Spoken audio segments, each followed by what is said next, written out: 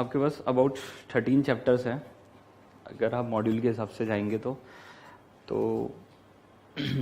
जो 3-4 चैप्टर हैं जो बहुत इंपॉर्टेंट है, जहाँ से सबसे पहले उनकी चॉइस होती है, पहले वो कवर करेंगे और फिर उसके बाद जो आपके पास जिसमें से 2-2 क्वेश्चन इंपॉर्टेंट हैं वो कवर करेंगे। तो सबसे पहले जो आपके पूरे इंपॉर्टेंट चैप्टर है, पूरे इंपॉर्टेंट चैप्टर हैं वो कवर करेंगे। अगर आप मॉड्यूल भी पीएम भी उठाओगे तो सबसे ज़्यादा थ्योरी जो लिखी हुई है this is in capital market chapter number 5, तो वही मैं इसलिए सबसे पहले कवर करूँगा। हाईलाइटर्स है, हाँ बस ठीक है, मतलब हाईलाइट ही इंपॉर्टेंट है। मैं आपको बताऊँ, अगर थ्योरी क्लास करने का एक बेनिफिट है बस वो यही है कि आपका अंडरलाइन हो जाएगा, हाईलाइट हो जाएगा, और हाईलाइट हो गया तो आप पढ़ लोगे, और हाईलाइट नहीं हुआ तो नहीं पढ़ोगे। मैं खुद आपको पढ़ाने के लिए हाईलाइट करके लाया हूँ पहले ही कि मेरा फोकस उस पर जाएगा, ठीक है। तो रात को मैंने खुद हाईलाइट किया है कि जिससे मेरा फोकस उसी पे जाए, मैं उस पॉइंट को एकदम जल्दी से आपको बता पाऊँ, ठीक है। अगर मैं अभी हाईलाइट करूँगा तो मुझे टाइम लगेगा मेरे माइंड को, ठीक है। तो वही आपको करना है कि आपको हाईलाइट जरूर करना है। हाईलाइट कर लोगे तो आप उसको अच्छे से रिवाइज कर लोगे बीच में भी और एग्ज़ाम डे पे भी। अगर हाईलाइट नहीं है तो रिवाइज करना इम्पॉसिबल है, ठीक है। तो सबसे पहले जो मेरी चॉइस होगी वो कि जो सबसे इम्पॉर्टेंट थ्योरी है वो कवर हो। उसके बाद जो मुझे पता है कि जहाँ से 1-2 क्वेश्चन आने का चांस है वो वाले चैप्टर्स हम कवर करेंगे, ठीक है। तो सबसे पहले चैप्टर नंबर 5 और उसके बाद चैप्टर नंबर 13, दो मुझे लगता है कि वहाँ से आने के एक क्वेश्चन आने का पूरा चांस है, तो पहले वो कवर करेंगे। फिर उसके बाद रिवर्स चलेंगे किस तरह से वहाँ पर 11 करेंगे। एक है आपके पास मनी मार्केट वाला है, वो चैप्टर करेंगे। तो वो सीरीज़ की उनकी इम्पोर्टेंस के हिसाब से ही करेंगे। और लास्ट में अगर आप देखोगे बुक के लास्ट में हमारे पास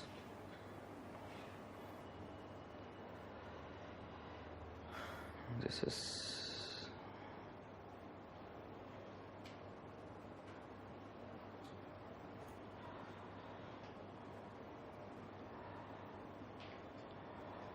मैंने सारे क्वेश्चंस दे रखे हैं अटेम्प्ट वाइज, अगर आप देख पाएंगे।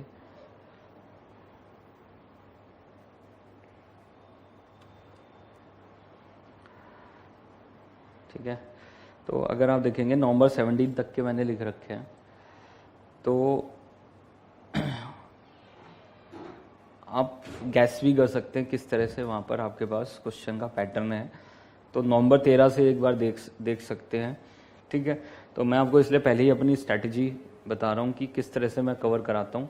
तो बेसिकली मैं आपको आपका पीएम ही कवर कराने वाला हूँ, ठीक है।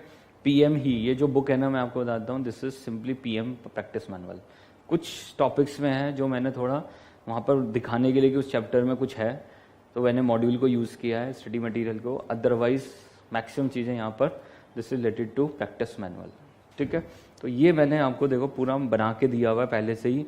आप बहुत अच्छे से चीज़ें देख सकते हो कि कोई क्या क्या चीज़ें आई हुई हैं। और तो देखिए, ये हमारा थ्योरी का पहला चैप्टर है जो मैं कवर करा रहा हूँ। This is Indian capital market, ठीक है।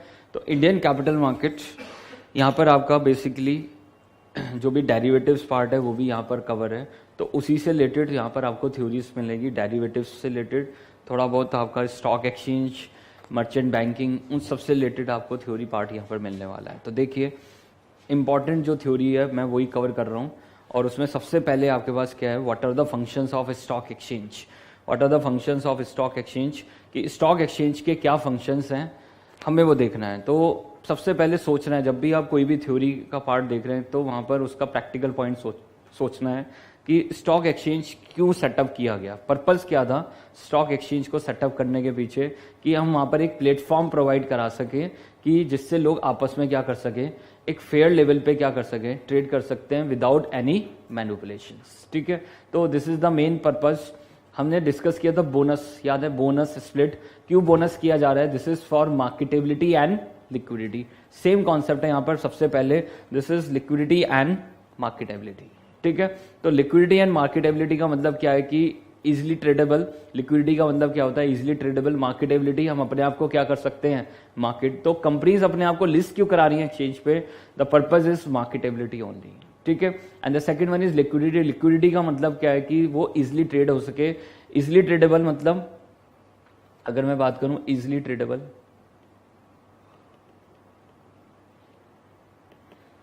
हम उसको वहां पर अगर मुझे 1 लाख शेयर बाय करने हैं इन्फोसिस को, तो it will hardly take 1 minute, ठीक है।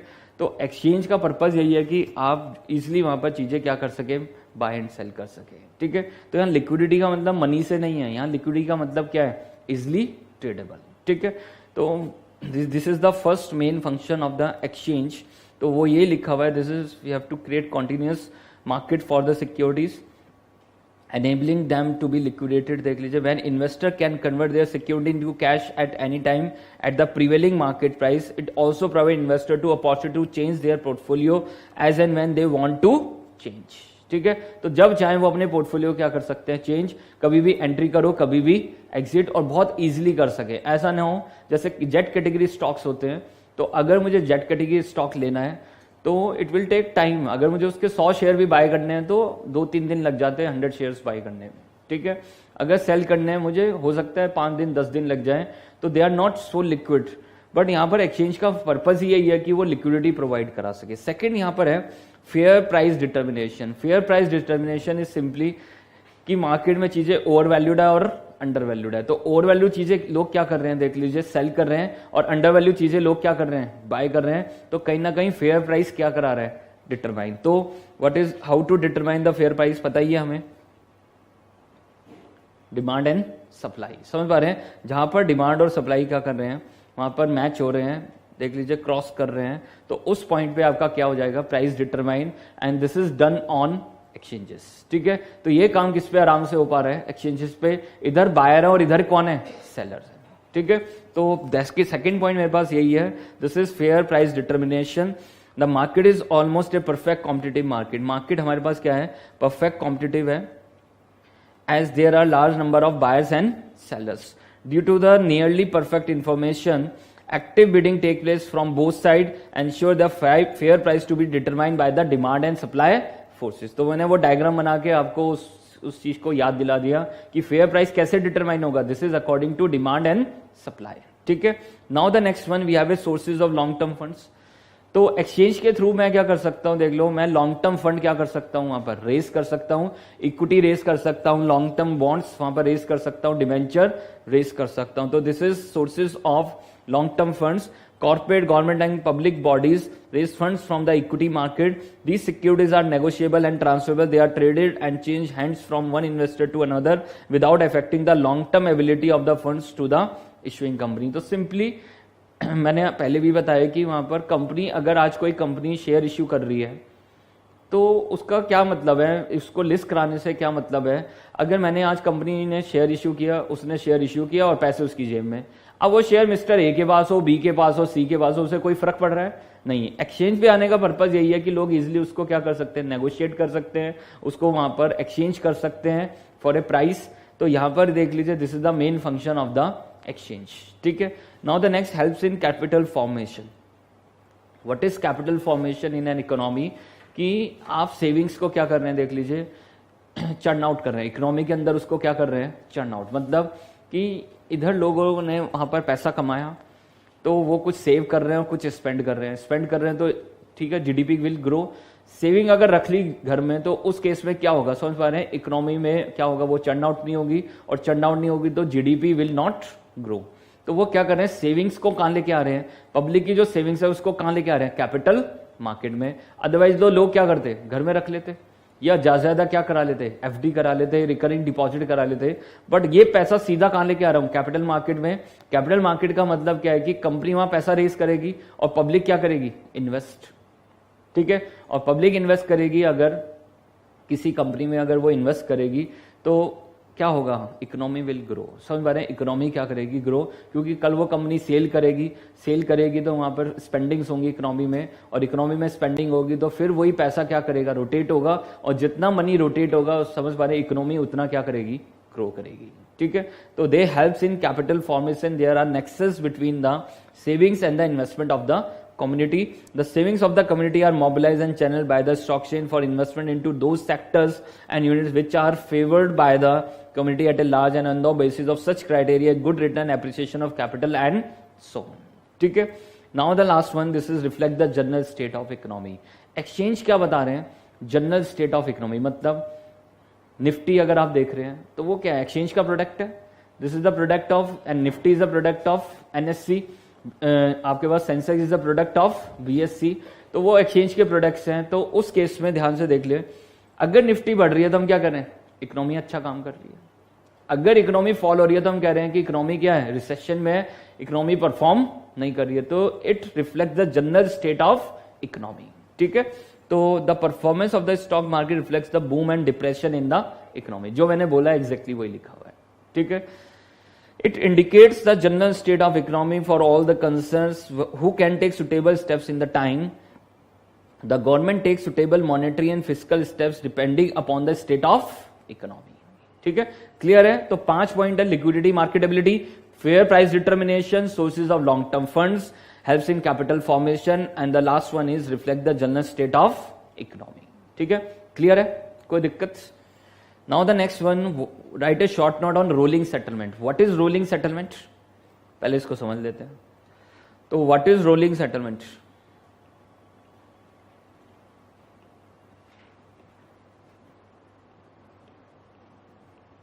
क्या है रोलिंग सेटलमेंट? सुना होगा हमने T+2। What is T+2? क्या होता है T+2? Transaction date plus 2 days। T+2 is transaction days plus 2 days। ये क्या है? Basically this is the settlement cycle. इसको क्या बोलते हैं? Settlement cycle. This is our settlement cycle. Settlement cycle क्या है आपके पास कि कितने टाइम में आपका जो ट्रेड आपने किया वो कितने टाइम में क्या होगा, सेटल करने का मतलब क्या है? अगर आज मैंने बाय किया कोई चीज, कोई भी स्टॉक बाय किया, कमोडिटी बाय किया, बॉन्ड बाय किया, अगर आज मैंने बाय किया तो मुझे वो चाहिए, मैंने वहां पर बाय किया, तो यू नीड टू पे मनी। आपको क्या करने पड़ेंगे? पैसे पे करने पड़ेंगे। तो वहां पर क्या दिया जा रहा है? T+2 दिया हुआ है, ट्रांजेक्शन डेट प्लस 2 दिन दिए जा रहे हैं। आप अपने ट्रेड्स को क्या कर लो? सेटल। तो जिसने बाय किया वो पैसे दे दे और उसको क्या मिल जाएगा? स्टॉक मिल जाएगा। और जिसने सेल किया है, क्योंकि बाय होगा, कैसे बाय होगा? जब कोई क्या करेगा? सेल। और सेल करने की क्या कंडीशन है कैश मार्केट में? सीख चुके हम कि आपको शेयर देना ही पड़ेगा, ठीक है। तो सेल करेंगे तो वो शेयर देगा, और ये शेयर देख लीजिए, इसने बाय किया है तो ये पैसे देगा और वो शेयर देगा। तो उसको करने के लिए एक्सचेंज कितना टाइम दे रहा है? T+2। This is for equity. ऐसे बॉन्ड्स के लिए होता है टाइम, ऐसे कमोडिटीज के लिए, करेंसीज के लिए। तो जहां पर डिलीवरी बेस्ड सेटलमेंट्स हैं वहां पर आपके पास क्या चलता है? रोलिंग सेटलमेंट्स, ठीक है। तो this is rolling settlement, this is T+2, ठीक है। तो इसका बेनिफिट क्या है कि वहां पर उन्होंने सेट कर दिया T+2 में, तो इजिली वहां पर क्या होगा? एक्सचेंज क्या करेगा? चीजें क्या करेगा? वहां पर इजिली सेटल कर देगा। अगर वहां पर कोई सेटलमेंट साइकिल नहीं होगा तो क्या होगा? लोग डिलीवरीज नहीं देंगे, लोग यहाँ पर शेयर नहीं देने वाले, ये पैसे नहीं देने वाला, तो वहां पर क्या होगा? क्लियरेंस नहीं हो पाएगा, ट्रेड्स का क्लियर नहीं हो पाएगा। तो इसके लिए उन्होंने किसको सेटअप किया है? Clearing houses. क्लियरिंग हाउसेस का काम ही यही है कि ट्रेड्स को क्या कराना है? क्लियर कराना है। तो व्हाट इज रोलिंग सेटलमेंट? तो देख लेते हैं एक बार जरा। A rolling settlement is that settlement cycle of the stock exchange where all the trades outstanding at the day have to be settled, which means that the buyer has to make payment for the security purchase and the seller has to deliver the security sold। जो मैंने बताया exactly लिखा हुआ है sir, ठीक है। तो आगे देख लीजिए, what are the benefits of settlement। तो in rolling set payments are quicker than a weekly settlements, ठीक है। तो जल्दी हो जाएगा, T+2 है तो if this is T+2 तो वहां पर क्या होगा? देख लीजिए, जल्दी सेटलमेंट हो जाएगा। पहले फ्राइडे तक, फ्राइडे के बाद सैटरडे संडे क्या हो रहा था? सेटलमेंट। अब उन्होंने T+2 कर दिया, जिस दिन भी ट्रांजेक्शन करो प्लस 2 days, ठीक है। तो दस investor benefit from the increase liquidity, क्योंकि आराम से शेयर होगा ना फिर मार्केट में। अगर वहां पर सेटलमेंट हो रहा होगा तो मेरे पास जल्दी शेयर आ जाएगा और फिर मैं उसको जल्दी क्या कर सकता हूं? वापस सेल कर सकता हूं, फिर बाय कर सकता हूं। तो जितना जल्दी सेटलमेंट साइकिल होगा उतना जल्दी वहां पर मार्केट में क्या होगी? लिक्विडिटी होगी, ठीक है। It keeps cash and the forward market separate, रखेगा ही। फॉरवर्ड मार्केट की क्या कंडीशन थी? ना कुछ शेयर देना है ना कुछ शेयर लेना है, सिर्फ वहां पर क्या चल रहा है? मार्जिन। देख लीजिए, तो फ्यूचर फॉरवर्ड में क्या चल रहा है? मार्जिन चल रहा है। बट कैश में तो आपको एक्चुअली में क्या देना होगा? डिलीवरी लेनी होगी या देनी होगी। तो it can separate cash market and the forward और द फ्यूचर लिख सकते हैं, ठीक है। तो याद रखना, फॉरवर्ड फ्यूचर एक ही बात है, याद है ना। सिर्फ डिफरेंस क्या था? This is OTC and this is exchange traded, ठीक है। Rolling settlement provide a high degree of safety, है ना सेफ्टी? सेफ्टी है ना, पता है ना मुझे 3 दिन में पैसे, 2 दिन में पैसे मिल जाएंगे, या वहां पर मुझे शेयर 2 दिन में देना है तो उसके बदले में मुझे जल्दी से क्या मिल जाएंगे, पैसे। तो they rolling settlements provide a high degree of safety from the investor prospective. Rolling settlement reduce delays, तो डिले होगा ही नहीं, 2 दिन में आपका सेटलमेंट हो जाएगा। This also reduce the tendency of the price trends to get excluded, hence investor not only get a better price but also act at their leisure. ठीक है, चलूं आगे। Now the third question, this is green shoe option, और हो सकता है आपने ये लॉ में भी पढ़ा हो। ठीक है, तो क्या होता है ग्रीन शू ऑप्शन, कोई बता सकता है? What is green shoe option?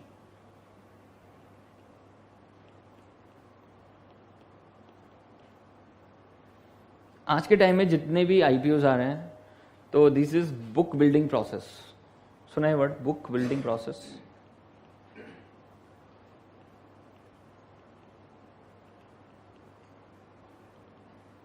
तो what is book building? What is book building process? Any idea? हाँ जी, रेंज सेट कर देते हैं, तो दिस इज रेंज। और सर और क्या फीचर है बुक बिल्डिंग में? सर जिसमें ज्यादा मतलब ऑप्शन होता है, जिसमें प्राइस में जो रेंज में होता है उसी को डिसाइड करते हैं। अब बुक बिल्डिंग प्रोसेस में क्या होता है कि they check the quality of the investor basically.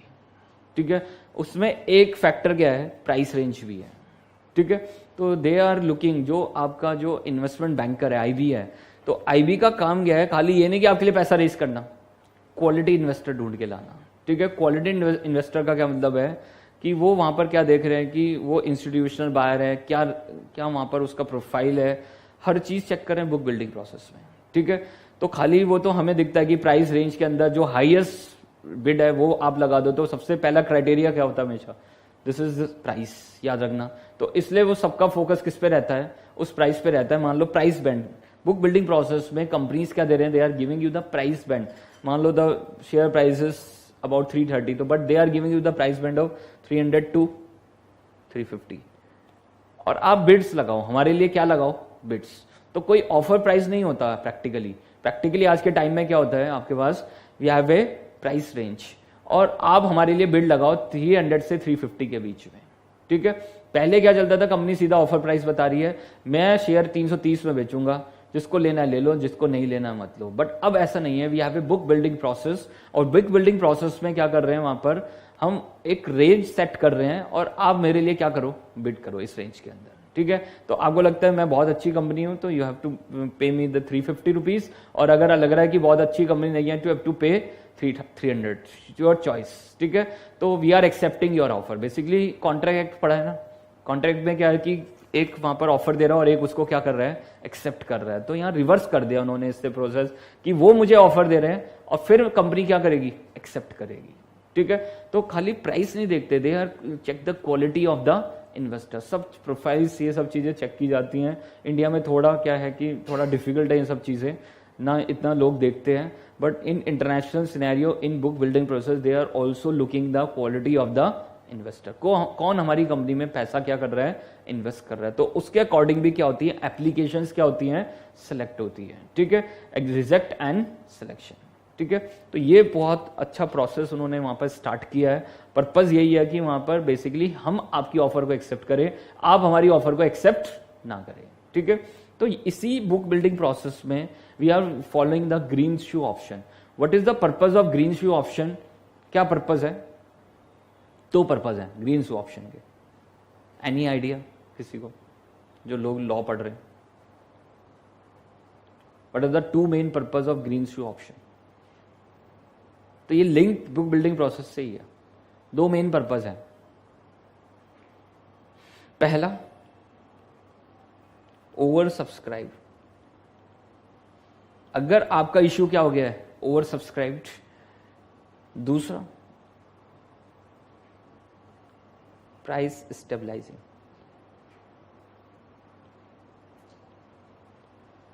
This is the main purpose of green shoe option. एक तो आपका इश्यू ओवर सब्सक्राइब्ड है, तो वो वहां पर क्या कर रहे हैं, प्रोराटा बेसिस पे शेयर्स क्या कर रहे हैं, अलॉट कर रहे हैं। ठीक है, अब उसमें क्या हो गया कि मान लो मैंने 1 लाख शेयर इश्यू की, ऑफर दी, बट मेरे पास एप्लीकेशन 1,10,000 आ गई, ठीक है, या 1,20,000 आ गई, या 1.5 लाख आ गई, तो उस केस में वहां पर मेरे पास एक और अपॉर्चुनिटी है कि मैं थोड़े और शेयर क्या कर सकता हूं, इश्यू कर सकता हूं। This is through GSO. किसके थ्रू कर सकते हैं? जीएसओ। तो उसमें क्या करेगा, प्रमोटर अपना कुछ स्टेक क्या कर देगा, स्टेबलाइजिंग एजेंट के पास रख देगा। किसके पास रख देगा? स्टेबलाइजिंग। तो एक एग्जांपल से समझ लेते हैं। मान लो वी हैव 1 लाख शेयर्स, ये मैंने इश्यू किए, मतलब ऑफर किए बेसिकली, बट मेरे पास जो एप्लीकेशन आई 1,50,000 की। अब क्या करें? एक तो तरीका कि सिंपली प्रोराटा बेसिस पे क्या कर दें, अलॉटमेंट।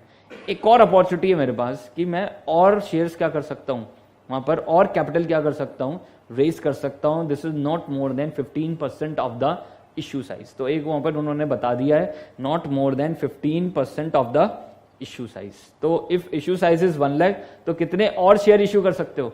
15,000, ठीक है। तो हम वहां पर 15,000 और शेयर क्या कर सकते हैं, इश्यू कर सकते हैं। तो ये शेयर कहां से लें भाई? प्रमोटर्स। समझ पा रहे हैं? तो ये जो 15,000 शेयर एक्स्ट्रा हम इश्यू करेंगे कहां से लाएंगे? प्रमोटर से, ठीक है। तो ये यहां पर सिस्टम है कि हम प्रमोटर क्या करेगा, कुछ अपने स्टेक किसको दे देगा?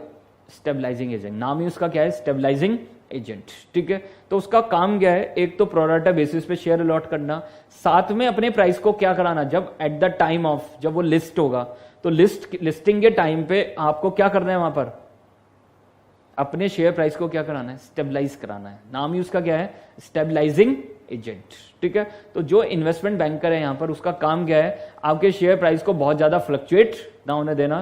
तो शुरू के 3-4 दिन वो क्या करता है, अपने प्राइस को क्या कराता है? स्टेबलाइज कराता है। तो स्टेबलाइज कराने के लिए वो कुछ शेयर मार्केट से बाय करता है, या कुछ शेयर वहां पर क्या करता है? सेल करता है। तो वो जो पूरा प्रोसेस फॉलो कर रहा है, this is green shoe option, ठीक है। तो लॉ में बहुत अच्छे से आप इस चीज को पढ़ोगे, बट यहां पर भी एक बार हम इसको कवर कर लेते हैं, ठीक है। तो ध्यान से देखना, this is our green shoe option.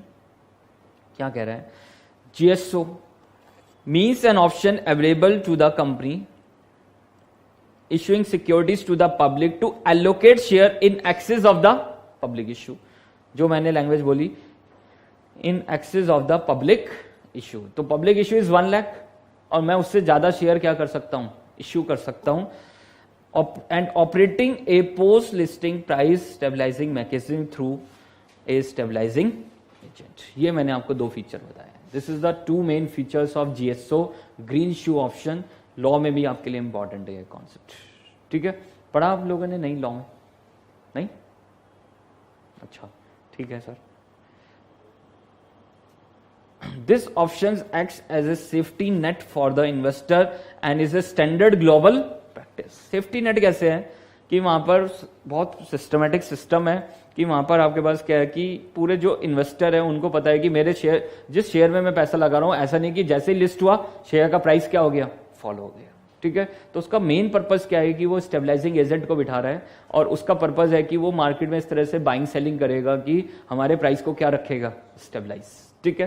तो नाम ही उसका स्टेबलाइजिंग एजेंट है। This name comes from the fact that green shoe company was the first entity to use this option. तो एक कंपनी थी ग्रीन शू कंपनी, तो उन्होंने फर्स्ट टाइम इस ऑप्शन को यूज किया था, और इसलिए उसका नाम क्या रखा? जीएसओ, ग्रीन शू ऑप्शन, ठीक है। तो ध्यान से देखना, GSO is available to a company which in issuing equity shares through the book building mechanism. ये तो बताया मैंने कि जो बुक बिल्डिंग प्रोसेस के थ्रू जा रहे हैं उनके पास ये एक और एक्स्ट्रा फीचर है, mechanism for the stabilising the post listing price of the share. तो इससे हम क्या कर सकते हैं? लिस्ट करने के बाद अपने प्राइस को क्या करा सकते हैं? Stabilise. The first point is the company shall appoint one of the leading book runner as a stabilising agent who will responsible for the price stabilising process. तो मैंने सिंपली बताया this is SA stabilising agent, और वो practically कौन होते हैं? Investment bankers. समझ पा रहे हो कौन होते हैं? Investment bankers. फिर क्या लिखा हुआ है? The promoter of the company will enter into agreement with the SA to lend some of their shares to the latter not exceeding 15% of the total issue size. तो ये आपको लिखना पड़ेगा, तभी कीवर्ड है not exceed 15% of the total issue size. तो हमारे example में issue size is 1 lakh shares, तो कितना एक्स्ट्रा और दे सकता है? 15%, नॉट एक्सीडिंग 15%। तो 15,000 शेयर और क्या कर सकते हैं? इश्यू कर सकते हैं, ठीक है। The borrowed share shall be in the dematerialise form. तो जो हमने प्रमोटर से शेयर लिए हैं वो कहां रख देंगे, डीमेट अकाउंट में। अलग से डीमेट अकाउंट ओपन करेंगे, this is GSO demat account, उसका नाम क्या हो जाएगा, जीएसओ डीमेट अकाउंट। और उसके लिए एक अलग से बैंक अकाउंट ओपन कर देंगे, उसका नाम क्या होगा, जीएसओ बैंक अकाउंट। ठीक है, अलग से क्यों करेंगे, क्योंकि जो भी ट्रांजेक्शन होगी वो किसके थ्रू होगी, इन दोनों के थ्रू। क्योंकि जब मैं इस प्राइस को स्टेबलाइज करूंगा तो शेयर बेचूंगा तो वो कहां होंगे, डीमेट में। ठीक है, तो वो 15,000 जो शेयर मैंने लिए हैं वो मैं पब्लिक को अलॉट कर सकता हूं, और during the process of stabilising मैं क्या कर सकता हूं, बाय एंड सेल कर सकता हूं। ठीक है, तो देख लीजिए, the borrowed share shall be in the dematerialized form, this share will be kept in the separate GSO demat account. In case of over subscription the allocation of this share shall be on the pro rata basis to all the applicants. ठीक है, तो हम किसको दे देंगे, pro rata basis पे applicants को दे देंगे। The money receive from the allotment of this shares. अब शेयर अलॉट करोगे तो पैसे आएंगे, और उसको कहां रखेंगे, एक अलग से सेपरेट जीएसओ बैंक अकाउंट में, distinct from the issue account, and amount will be used to buying shares from the market during the stabilizing period. तो whatever be your stabilizing period, उस समय जो भी मैं शेयर बाय करूंगा तो उसके लिए पैसे देने पड़ेंगे, तो वो कहां से यूज करेंगे, उस जीएसओ बैंक अकाउंट से। देख लीजिए, these share bought from the market by the SA for stabilizing shall be credited to the GSO demat account. तो अगर ड्यूरिंग स्टेबलाइजिंग पीरियड मैंने कोई शेयर बाय किए तो वो कहां मेरे रखे जाएंगे, जीएसओ डीमेट अकाउंट में। these shares shall be returned to the promoters। किसको वापस कर देंगे, प्रोमोटर्स को। कितने दिन में, 2 दिन में, of the closure of the stabilising process. ठीक है, तो 2 दिन में आपको शेयर क्या करने पड़ेंगे वापस। मान लो 15,000 शेयर आए, मैंने अलॉट कर दिए, पैसे आ गए जीएसओ अकाउंट में। अब ड्यूरिंग द प्रोसेस मैंने कुछ शेयर फिर वापस बाय कर लिए, मान लो 5,000 शेयर मैंने और बाय कर लिए। अब जब स्टेबलाइजिंग पीरियड खत्म हो जाएगा तो वो 5,000 शेयर वापस किसको कर देंगे, प्रोमोटर्स को। सिंपल प्रोसेस है सर। ठीक है, तो देख लीजिए, in order to stabilise post listing price SA shall determine the timing and the quantity of shares to be bought. तो कौन डिसाइड करेगा कितने शेयर बाय करने हैं, कब बाय करने हैं, कब सेल करने हैं, कौन डिसाइड करेगा, देख लीजिए, SA, this is stabilising agent. ठीक है, if at the expiry of the time the asset does not purchase share to the extent of over allocated share, the share to the extent of the shortfall will be allotted by the company to the GSO demat account and multiplied by the issued price। ठीक है, तो मान लो आपने वहां पर, देख लीजिए, कुछ वहां पे परचेज नहीं किए तो वी हैव टू क्या करने पड़ेंगे, लोगों को क्या करने पड़ेंगे, एलोकेट करने पड़ेंगे। ठीक है, तो वो बेसिकली लास्ट में हम क्या कर देते हैं, इशू प्राइस के अकॉर्डिंग उसको क्या कर देंगे, लोगों को अलॉट कर देंगे। ठीक है, तो ये आपके पास पूरा, दिस इज जीएसओ, ये आपके पास क्या आ गया, GSO, this is green shoe option. ठीक है, याद रहेगा। ठीक है, परफेक्ट, देख लो, अंडरलाइन कर रहे हैं ना, प्लीज अंडरलाइन करें, हाईलाइट करें, जो करना है वो करें, क्योंकि तभी फायदा होगा। जब आप दोबारा रिवीजन करोगे तो आपको तभी वहां पर मेन बेनिफिट होने वाला है। ठीक है, तो प्लीज वहां पर हाईलाइट करें जो भी करना है। अब देखो, ये क्वेश्चन 3 बार आ चुका है, 3 टाइम्स। ठीक है, this is 3 times. What are the factors affecting the value of an option. कौन कौन से फैक्टर हैं जो वैल्यू ऑफ ऑप्शन को क्या कर रहे हैं, अफेक्ट कर रहे हैं। प्लीज फोकस करें। तो what are the factors affecting the value of an option. तो देख लीजिए, हमारे पास सबसे पहले याद होगा, दिस इज स्टॉक प्राइस। पूरा जो गेम है वो किसका है, स्टॉक प्राइस का है। तो कॉल के लिए क्या कर रहे थे, एस माइनस एक्स, और पुट के लिए क्या कर रहे थे, एक्स माइनस एक्स। ठीक है, याद आ रहा है। तो what are the factors affecting the value of an option. पहला है, this is underlying asset, it derive its value from the value of an underlying asset. Second factor मेरे पास क्या है, एक्स है, और वो हमेशा क्या रहेगा, फिक्स रहेगा। उसके अलावा हमने पढ़ा था ग्रीन आपके पास ग्रीक पैरामीटर्स। तो ग्रीक पैरामीटर्स क्या थे आपके पास, we have delta, gamma, theta, rho and vega, याद है। तो V स्टैंड्स फॉर वॉलिटिलिटी, मतलब standard deviation. Rho R stands for rate of interest, देख लीजिए, and the T stands for time to expiration. तो कौन कौन से फैक्टर हैं जो मेरी ऑप्शन की वैल्यू को इफेक्ट कर सकते हैं, तो एक तो टाइम, एक रेट ऑफ इंटरेस्ट, और एक वॉलिटिलिटी। और उसके अलावा 2 फैक्टर मैंने आपको बताया, stock price and exercise price, और उसमें एक्सरसाइज प्राइस क्या रहेगा, हमेशा फिक्स रहेगा। ठीक है, तो these are the factors affecting the value of an option. पूरा चैप्टर पढ़ चुके हैं सर। ठीक है, तो this is a practical based theory. ये आपके पास क्या है, प्रैक्टिकल बेस्ड थ्योरी है। तो what are the factors affecting the value of an option? तो सबसे पहले आपके पास क्या है? Price of the underlying asset, ठीक है। तो पहली मेरे पास क्या है? Price of the underlying asset. Price of the underlying asset का क्या मतलब है? This is stock price. अगर स्टॉक है, कमोडिटी है, तो कमोडिटी प्राइस, जो उसका कौन सी मार्केट में प्राइस चल रहा है? कैश मार्केट में price. It derive its value from the value of an underlying asset, ठीक है। तो देखो जरा, the value of call and put options are affected by the change in the underlying stock price in a relatively straightforward manner. पता ही है, जैसे stock price बढ़ेगा वैसे कॉल की वैल्यू बढ़ेगी, और जैसे स्टॉक प्राइस गिरेगा वैसे पुट की वैल्यू क्या होगी? इंक्रीज होगी, वो भी इंक्रीज होगी। तो there is a positive relationship between the stock price and the value of call, and there is a negative relationship between the stock price and the value of put option. पढ़ चुके हैं सब, ठीक है। Now we have, देख लीजिए, time. The time of an option declines more rapidly as the option approaches the expiration. That is a good news for the option seller who tries to benefit from the tide decay, especially during the final month when it occurs most rapidly. तो basically क्या है कि time हर एक minute कम हो रहा है, और जैसे जैसे टाइम कम होता जाएगा it will affect the value of an option. तो वही यहां पर बात हो रही है, क्योंकि हम कैसे वैल्यूएशन कर रहे हैं? हाउ टू डू वैल्यूएशन, ध्यान से देखना। हम वैल्यूएशन कैसे कर रहे हैं? Spot rate e raise to the power r t, ठीक है। तो spot rate e raise to the power r t, और e raise to the power r t कर रहे, तो r is one of the factor and t is one of the factor. देख लो, जैसे ही मार्केट में रेट ऑफ इंटरेस्ट चेंज होगे वैसे ही वैल्यू ऑफ ऑप्शन चेंज होगी, वैसे ही आपका टाइम चेंज होगा वैसे ही वैल्यू ऑफ ऑप्शन क्या होगी? चेंज होगी। तो कहीं पर भी हम जब वहां पर वैल्यूएशन कर रहे हैं तो एस माइनस एक्स और एक्स की प्रेजेंट वैल्यू कर रहे हैं, तो we are using the e and e raise to the power r t या 1 plus r raise to the power n, normal compounding और continuous compounding. We are using the factor rate of interest and time to expiry, और t जैसे जैसे कम हो रहा है वैसे it will effect the value of an option, ठीक है।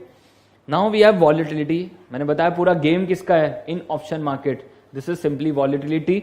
The beginning point of the underlying, देख लीजिए, the beginning point of the underlying, the beginning point of the underlying understanding volatility is measuring called statistical volatility. This is standard deviation. याद रखना, this is standard deviation.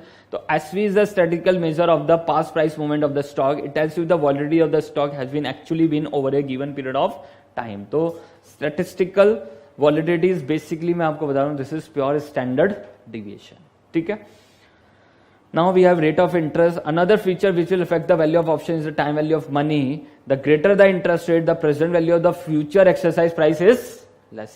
ठीक है, तो हम बता ही रहे हैं कि वहां पर हम क्या कर, s माइनस एक्स और x की क्या कर रहे हैं? प्रेजेंट वैल्यू, और x की प्रेजेंट वैल्यू कर रहे हैं, तो it will effect the value of an option, ठीक है सर। तो अब याद रहेगा ये point, what are the factors affecting the value of an option. खत्म sir. Now the next point, what are the reasons for the stock index futures becoming the most popular financial derivatives over the stock future segment in India? ठीक है, तो क्या कह रहे हैं question, ध्यान से देखना। कह रहे हैं what are the reason for the stock index future? What are stock index futures? We have Nifty and Sensex becoming the more popular financial derivative over the, क्या लिखा हुआ है? stock future segment. What is stock future? किसी particular share का future, Reliance का future, Infosys का future. वो कह रहे हैं कि निफ्टी सेंसेक्स ज्यादा पॉपुलर है किसके कंपैरिजन में? एक इंडिविजुअल स्टॉक के फ्यूचर में। तो Nifty future, Sensex future, they are more popular than an individual stock futures, ठीक है। तो वो कारण बताने मुझे, व्हाट आर द रीजंस, ठीक है। तो क्यों वहां पर है, हम उसको किसके लिए यूज कर रहे हैं? For the purpose of hedging index को, ठीक है। इंडेक्स को हम किसके लिए यूज कर रहे हैं? देख लीजिए, for the purpose of hedging. देखिए ये points, main reasons to trade stock, देख लीजिए, main reason to trade stock index futures are, क्या क्या है?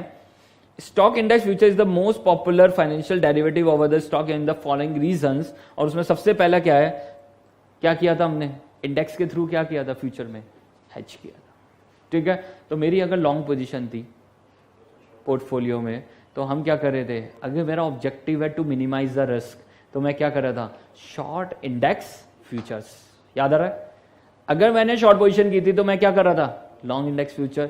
या मेरा ऑब्जेक्टिव था कि रिस्क को बढ़ाना है, तो लॉन्ग है तो और लॉन्ग कर, कौन सी मार्केट में? इंडेक्स फ्यूचर्स में, ठीक है। And that's why index futures are the most popular product for the purpose of hedging, for the purpose of speculation, for the purpose of arbitrage, ठीक है। तो देख लीजिए, it creates the possibility of speculative gain using the leverage, अब देखो ना, practically सोचो, अगर मुझे कोई पोर्टफोलियो देखना है स्टॉक फ्यूचर्स का, तो मैं अलग अलग इन्फोसिस का फ्यूचर, रिलायंस का फ्यूचर, जितने भी वहां पर देख लीजिए टॉप मोस्ट स्टॉक है, उनके फ्यूचर अलग अलग खरीदूंगा, तो मुझे हर एक का अलग अलग क्या देना पड़ेगा, मार्जिन। बट अगर मैं सीधा ही एक कंपोजिशन ले लूंगा, निफ्टी ले लूंगा, सेंसेक्स ले लूंगा, तो मुझे मार्जिन सिर्फ कितना देना पड़ेगा, एक का, और मैं कितने स्टॉक ट्रेड कर पाऊंगा, 30 या 50। ठीक है, अगर मैं सबको अलग अलग करूंगा तो मुझे हर एक का अलग अलग क्या देना पड़ेगा, 5। ठीक है, तो सेकेंड पॉइंट में ये लिखा हुआ है, ध्यान से देखना, it creates the possibility of speculative gains using leverage. Leverage क्यों है, लिवरेज का मतलब क्या है, कम पैसा देके आप क्या कर रहे हैं, अच्छा ट्रेड कर रहे हैं। ठीक है, अगर मैं पोर्टफोलियो बनाऊंगा, उन्हीं 50 स्टॉक का पोर्टफोलियो बना के ट्रेड करूं, तो मुझे ज्यादा पैसा देना पड़ेगा, मार्जिन। और वही मैं अगर सीधा ही निफ्टी सेंसेक्स को ट्रेड करूं, तो उस केस में मेरा जो मार्जिन है वो कम होंगे, और मेरी लिवरेज पोजीशन, लिवरेज का क्या मतलब है, कम पैसा लगा के ज्यादा ट्रेड करना। ठीक है, इन मार्केट, अगर मैं इन शेयर मार्केट, कमोडिटी मार्केट, अगर लिवरेज वर्ड को यूज करूं, तो उसका मतलब यह है कम पैसा देके आप ज्यादा क्या कर सकते हो, ट्रेड कर सकते हो। तो इंडेक्स फ्यूचर्स में हम ज्यादा ट्रेड कर सकते हैं। ठीक है, तो देख लीजिए, because a relatively small amount of margin, देख लो आगे वही वर्ड जो मैंने बोला, money controls a large amount of capital represented in the stock index. ठीक है, तो जो पैसा है वो किसको रिप्रेजेंट कर रहा है, एक लार्ज फिगर को, 50 स्टॉक को रिप्रेजेंट कर रहा है। ठीक है, A small change in the index level might procure a profitable return on the one's investment if on the right about the direction of the market. Speculative gains in the stock futures are limited but liabilities are greater. ठीक है, stock index futures are the most cost efficient hedging. ये तो मैं बार बार बोल रहा हूँ, they are very cost efficient hedging device. Through individual stock it is very costly. ठीक है, stock index future cannot be easily manipulated. क्या आप पूरी निफ्टी को मैनिपुलेट कर सकते हो, नहीं। क्या एक पर्टिकुलर स्टॉक को मैनिपुलेट कर सकते हो, यस कर सकते हैं सर। ठीक है, तो stock index future can not be easily where individual stock price are exploited more easily. ठीक है, since stock index futures consist of many securities, so being an average stock is much less volatile. ठीक है, अब आप देखना, किसी भी दिन ट्रेडिंग डे देखना, तो we have a advance decline ratio. Advance decline ratio क्या है इन निफ्टी सेंसेक्स, कितने स्टॉक बढ़े हुए हैं और कितने स्टॉक उसके अंदर फॉल है, तो वो कहीं ना कहीं एवरेज कर रहे हैं। तो कहीं कोई स्टॉक बहुत बढ़ गया, कोई स्टॉक थोड़ा गिर गया, या वहां पर कोई स्टॉक बहुत गिर गया और कहीं उसको कौन संभाल रहा है, कोई और दूसरा स्टॉक। अब नॉर्मली डेली बेसिस पे देख सकते हैं कि किसी दिन आपके पास 50 में से 40 स्टॉक बढ़े हुए हैं तो 10 गिरे हुए भी हैं। ठीक है, अगर 10 स्टॉक बढ़े हुए हैं तो 40 फॉल है, तो वो कहीं ना कहीं एक दूसरे को कंपनसेट कर रहे हैं, लेस वॉलेटिलिटी है। बट एक पर्टिकुलर स्टॉक की बात करें तो दे आर हाईली वॉलेटाइल। ठीक है, तो this is the simple point जो वो कह रहे हैं, one can sell contract as easily as one buy them and amount of margin required is the same. या तो आप बाय कर सकते हो या सेल कर सकते हो, ऐसा कुछ नहीं है कि खाली बाय करना है और खाली सेल करना है। ठीक है, in case of the individual the outstanding positions are settle normally against the physical delivery. तो ये आज के टाइम में इतना कॉमन नहीं है, आजकल तो वो भी क्या होता है, कैश सेटलमेंट ही होता है। ठीक है, तो इतना पॉपुलर पॉइंट नहीं है। Also, in regulatory complexity is much less in case of stock index future in comparison to the stock future. Definitely, regulatory requirement क्या है, आप पर्टिकुलर स्टॉक में इतना ट्रेड नहीं कर सकते हैं, we have a regulatory requirement. ठीक है, मान लो कोई स्टॉक में वॉल्यूम हो रहा है 5 करोड़ का, तो we have a limited percentage, आप उतना ही उसको क्या कर सकते हो, ट्रेड कर सकते हो, उससे ज्यादा आप उसको ट्रेड नहीं कर सकते। बट इंडेक्स में ऐसी सच लिमिटेशंस नहीं है। ठीक है, तो स्टॉक में, इंडिविजुअल स्टॉक में अगर आप एक लेवल से ज्यादा ट्रेड कर रहे हो तो आपकी ट्रेडिंग बंद कर देते हैं। ठीक है, प्रैक्टिकली बता रहा हूं। तो जैसे करेंसीज हैं, तो we have a limit set at every ID, जो भी आपकी एक्सचेंज से आईडी अलॉट हो रही है तो वहां पर लिमिट सेट है, आप इससे ऊपर का ट्रेड नहीं कर सकते हैं। ठीक है, तो ऐसा नहीं कि आप इंडिया का सारा ट्रेड आप कर लोगे, नहीं सर, फिर तो आप मैनिपुलेट कर जाओगे ना प्राइसेस को। तो वहां पर भी गवर्नमेंट ने रेगुलेशन लगा रखी है कि आप एक लेवल तक लिमिटेड ट्रेड ही कर सकते हैं, उससे ज्यादा लेवल का ट्रेड नहीं कर सकते हैं। तो जो लोग ज्यादा ट्रेड करते हैं तो दे आर टेकिंग 3-4 मेंबरशिप्स, अलग अलग मेंबरशिप्स लेके वो क्या करते हैं, काम करते हैं, तो जिससे वो वहां पर अपनी लिमिट्स को बढ़ा सकें। ठीक है, बट एक पर्टिकुलर मेंबरशिप में आप एक लेवल से ज्यादा वहां पर ट्रेड नहीं कर सकते हैं। ठीक है, क्योंकि कहीं ना कहीं आप मैनिपुलेट कर सकते हो चीजें, और उसी को तो सेबी क्या कर रहा है, यहाँ पर रोक रहा है। ठीक है, तो ये आपके पास देख लीजिए, तो व्हाट आर द, देख लीजिए, they are highly liquid, index futures are, they are highly liquid, easily tradable, large intraday price swing, we have a good price swing, high leverage, low initial capital requirements, low risk then buying the holding stock, वो तो है ही, पूरा अगर bye कर लिया तो पूरा पैसा देना पड़ेगा, पूरा पैसा आपका उस पर लग गया स्टेक पे। आपको पता है यहाँ पर मार्जिन दिया हुआ है मान लो 10,000 का, तो पता है कि ज्यादा ज्यादा कितना लॉस हो सकता है 10,000, बट अगर मैंने पूरे 1 लाख के शेयर खरीद लिए तो कितना भी पैसा जा सकता है जेब से, ठीक है। तो दिस इज थोड़ा इजी है ना, जैसे मान लो कोई स्टॉक आज 100 रुपये चल रहा है और तेजी से गिर गया 10 रुपये आ गया तो आपके तो 90 गए, बट ये स्टॉक मैंने फ्यूचर में खरीदा हुआ है और मैंने सिर्फ 5% का मार्जिन दिया हुआ है, तो मेरा कितना लॉस हो सकता है 5%, ठीक है, इससे ज्यादा नहीं होने वाला। मैं कहूँगा भाई मैंने दिए थे मार्जिन, आप कट कर लेते, why you are waiting for the 10 rupees, पहले कट कर लेते। तो वी हैव ए फैसिलिटी कि अगर आपके मार्जिन नहीं है तो आपका जो ब्रोकर है वो आपकी पोजीशंस क्या कर देगा, क्लोज कर देगा, ठीक है। तो we have a very simple criteria in the future segment market की, वहां पर आप जितना आप वहां पर पैसा दे रहे हो दिस इज द, आपको उतने का ही लॉस हो सकता है। याद है ऑप्शन प्रीमियम, मुझे कितने का लॉस हो सकता है ऑप्शन प्रीमियम का, उससे ज्यादा नहीं हो सकता। तो दीज आर, देख लीजिए आपके पास क्या था, why they are so popular instruments, ठीक है। Index futures are the most popular instruments in comparison to the individual stock futures, ठीक है। Now the next concept is embedded derivatives. What is embedded derivative, एक बार समझ लेते हैं। Embedded derivatives क्या है?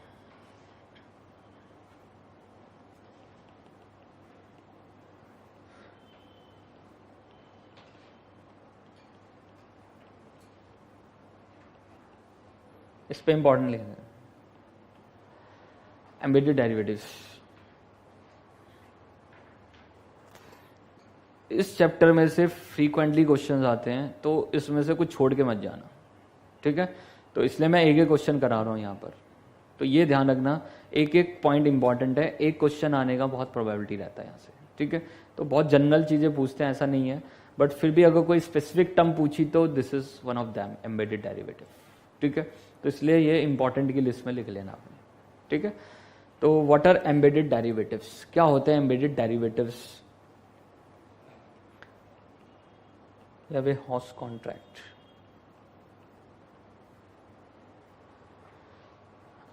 हॉर्स कॉन्ट्रैक्ट क्या है? बेसिकली कुछ भी मेन कॉन्ट्रैक्ट हो सकता है, सेल परचेज, किसी भी तरह का कॉन्ट्रैक्ट हो सकता है, उसमें हम पता क्या ऐड कर दो,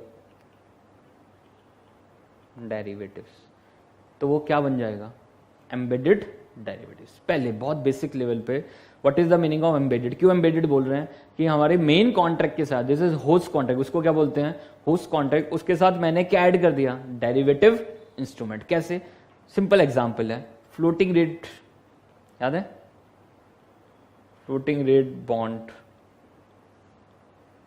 अब फ्लोटिंग रेट बॉन्ड है तो उसका मतलब क्या था वहां पर, याद होगा, बॉन्ड है तो आप पैसा रेज कर रहे हैं, this is the main host contract, कि आप पब्लिक से क्या कर रहे हैं, पैसा रेज कर रहे हैं, तो you are the issuer and he is the investor, you are the borrower और वो कौन है, इन्वेस्टर है।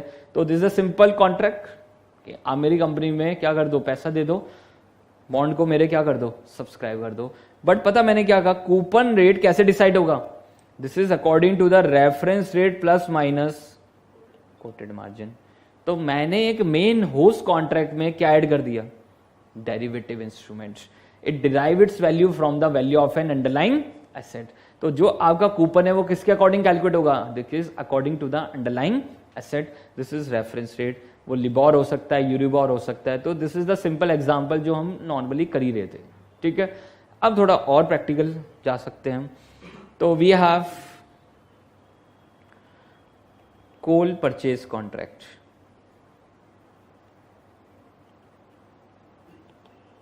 मान लो इलेक्ट्रिसिटी कंपनी है, तो वो क्या कर रहे हैं, कोल माइन से क्या किसका कॉन्ट्रैक्ट कर रहे हैं, कोल परचेज करते हैं, ठीक है, this is with the coal mines. अब उन्होंने पता क्या कहा, जो कोल का प्राइस है, this the price of a coal is decided according to the electricity price. समझ पा रहे हैं, वो जो कोल का प्राइस है वो किसके अकॉर्डिंग कैलकुलेट होगा, this is according to the electricity price in the market. तो हम उसके अकॉर्डिंग ही आपको पे करेंगे। तो this is the main contract, host contract, और उसके साथ मैंने क्या ऐड कर दिया, डेरिवेटिव्स। मैंने उसके साथ क्या ऐड कर दिया, डेरिवेटिव्स ऐड कर दिया कि जो कोल का प्राइस है this is calculated according to the electricity price in the market. Clear है? तो जितने भी मैं आपको बता रहा हूँ दिस इज जितने भी ONGC, रिलायंस, अब ये वहां पर क्या कर रहे हैं, ऑयल वेल से क्या निकाल रहे हैं, ऑयल निकाल रहे हैं। अब वो प्राइसिंग पता कैसे कैलकुलेट हो रही है, this is according to the crude oil price in the market, natural gas prices in the market. तो केजी बेसिन जो गैस आपके पास मेन आपके पास इंडिया में वहां पर बफर है गैस का, तो बेसिकली जब भी कोई होस्ट कॉन्ट्रैक्ट हो रहा है, होस्ट कॉन्ट्रैक्ट क्या हो रहा है, गवर्नमेंट और ONGC के बीच में क्या कॉन्ट्रैक्ट है, ये हमारी जगह है क्या ONGC की जगह है, नहीं सर, लीज पे दे रहे हैं, गवर्नमेंट क्या दे रहा है, वो जगह लीज पे दे रहे हैं, तो वो गवर्नमेंट के बिहाफ पे आपका क्या करेगा, एक्सट्रैक्ट करेगा। And what is the contract between, जो भी एक्सपेंडिचर होगा वी आर शेयरिंग, ठीक है। तो उसका सेटअप बड़ा महंगा होता है कि अगर आप कहीं पर भी सेटअप लगा रहे हैं कि ऑयल वेल से ऑयल निकालने के लिए, तो पहले फिजिबिलिटी होगी है भी या नहीं है, अगर सही में है भी तो वहां पर पूरा सेटअप करना पड़ेगा और उसके बाद ऑयल निकलेगा, फिर वो ऑयल किसका, कितना रेट में, समझ पा रहे हैं, ONGC का क्या प्रॉफिट मार्जिन है, उसको क्या मिलेगा। तो this is the main host contract और उसके साथ क्या ऐड कर दिया, डेरिवेटिव इंस्ट्रूमेंट्स, ठीक है। It derive its value from the value of an underlying asset, ठीक है। तो ये जितने भी हैं CAG इनका ऑडिट करता है और वहां पर वो पता लगाता है कि जो वो फॉर्मूला सेट किया गया है क्या वो सही है या गलत है। तो वो CAG पूरा चेक करता है वहां पर अपने ऑडिट्स में कि जो भी हम गवर्नमेंट से कॉन्ट्रैक्ट कर रहे हैं क्या वो सही से एग्जीक्यूटेड है, नहीं, कॉन्ट्रैक्ट सही से बनाए नहीं बनाए, क्या गवर्नमेंट को उससे नुकसान तो नहीं है, ठीक है। तो वही लगा रहता है वहां पर, पूरा जो फाइट बनी रहती है ONGC, रिलायंस, उसकी गवर्नमेंट के साथ यही फाइट बनी रहती है। वो कह रहे हैं हमें ज्यादा चाहिए, गवर्नमेंट कह रही है हमें ज्यादा चाहिए, तो कहीं ना कहीं जाके बीच में क्या होगा, नेगोशिएट होगा, ठीक है। तो ये आपके पास देख लीजिए, दिस इज एम्बेडेड डेरिवेटिव्स। किसी भी चीज में आज के टाइम में आप क्या ऐड कर सकते हैं, एम्बेडेड डेरिवेटिव्स, ठीक है। तो कोई भी आप कॉन्ट्रैक्ट बनाओ और उसकी वैल्यूएशन या प्राइसिंग किसके अकॉर्डिंग कर दो, this is according to the different things, कोई भी चीज उसके अंदर ऐड कर दो, ठीक है। तो we have a lot of example, जैसे लीजिंग एग्रीमेंट है, तो मैं कोई एसेट लीज पे ले रहा हूं, तो वहां पर मेरे जो रेंटल्स है ना वो पता किसके अकॉर्डिंग हो गए, this is according to the sales. आप जितनी सेल करोगे उसके अकॉर्डिंग आप मुझे क्या पे करोगे, रेंट पे करोगे। तो we have a main host contract, leasing contract, और उसके साथ मैंने क्या ऐड कर दिया, डेरिवेटिव, ठीक है। It derive its value from the value of an underlying asset, clear है। अब याद रहेगा एम्बेडेड डेरिवेटिव विद एग्जांपल्स मैंने डिस्कस किए हैं। अब एक बार इसको रीड कर लेते हैं, सिंपल सा कॉन्सेप्ट है। जब तक कीवर्ड्स लिख के नहीं आओगे जब तक आपको पूरे मार्क्स नहीं मिलेंगे, ठीक है। तो इसलिए ध्यान से कीवर्ड्स हाईलाइट कर लेना। Embedded derivative is a derivative instrument that is embedded in a another contract, ठीक है। तो वो वहां पर किसमें है आपके पास, another contract, embedded in the another contract, the host contract, उसको क्या बोलते हैं, host contract. The host contract might be a डेब्ट or equity instrument, a lease or insurance contract or a sale or purchase contract, कोई भी contract हो सकता है। हाउ दे अराइज, वो अराइज कैसे होंगे, जो एक मेन ट्रांजैक्शन हो रही है उसी में वो क्या होंगे, अराइज होंगे। The embedded can arise from the deliberate financial engineering, ठीक है, and the intentional shifting of certain risks between the parties. Many embedded derivatives, however, arises inadvertently through the market practices and common contracting agreements, arrangements, even purchase and sale contract that quantify for the executory contract treatment may contain the derivative instruments, ठीक है। illustration मैंने जो आपको कोल का बताया, तो the pricing formula is an embedded derivative because it changes the price risk from the coal price to the electricity price, ठीक है। आगे देखो यहां पर आपके पास we have rental incomes based on sales, तो अलग अलग एग्जांपल दे रखे हैं। इन्फ्लेशन इंडेक्स बॉन्ड किया था मैंने डिस्कस, तो what is inflation index bond, कि आपका जो कूपन रेट है वो किसके अकॉर्डिंग कैलकुलेट होगा, this is according to the inflation in the market. तो ये आपके पास क्या है, दीज आर एम्बेडेड डेरिवेटिव्स, ठीक है। सिंपल सा पॉइंट है, देख लीजिए, सिंपल एक बार रीड कर लेना। तो यहां पर आपके पास देख लीजिए simple, in case of option derivative that is put and call, the embedded derivative should be separated from the host contract and value based on the stated terms of the option. तो मैंने आपको बताया था we have callable bond. Callable bond क्या था, एक bond है और उसमें क्या दे दी हमने, कॉल ऑप्शन, तो उनकी अलग से वैल्यूएशन होती है, ठीक है। वहां पर कॉल ऑप्शन की कितनी वैल्यू है। We have a convertible bond, याद है कन्वर्टेबल बॉन्ड क्या है, बेसिकली एक बॉन्ड है और उसमें क्या ऐड कर दिया, कन्वर्जन ऑप्शन, ठीक है। कन्वर्जन ऑप्शन वहां पर क्या कर दिया है, ऐड। तो कन्वर्जन ऑप्शन आने से क्या हुआ, देख लो एक बार, we have a conversion option, bond है आपके पास, एक बॉन्ड है और उसमें मैंने क्या कर दी, कन्वर्जन ऑप्शन। और कन्वर्जन ऑप्शन में देख लो ना, पूरा जो गेम किसका है, स्टॉक प्राइस का है। अगर वो बढ़ेगा तो हम कन्वर्ट करेंगे, अगर वो फॉल होगा तो मैं क्या ले लूंगा, this is NCV, non convertible bond value. ठीक है, तो दिस इज अगेन है एम्बेडेड डेरिवेटिव, वो भी आपके पास क्या है, एम्बेडेड डेरिवेटिव। तो आसपास आप बहुत चीजें देखेंगे, दीज आर एम्बेडेड डेरिवेटिव्स। ठीक है, तो यही आपको यहाँ पर लिखा हुआ है सब कुछ। Now the next one, what are the features of future contract, कई बार हम डिस्कस कर चुके हैं। This is also in your basic derivative class, जो सबसे पहली हमारी डेरिवेटिव की क्लास हुई थी। तो what are future contract, we are contracted today for the buying and selling at some future date and rate is decided as on today. These are exchange traded, याद है, special features, exchange traded, these are exchange traded. और क्या था वहां पर आपके पास, these are standardize, these are regulated, वही सब लिखा हुआ है, देख लो।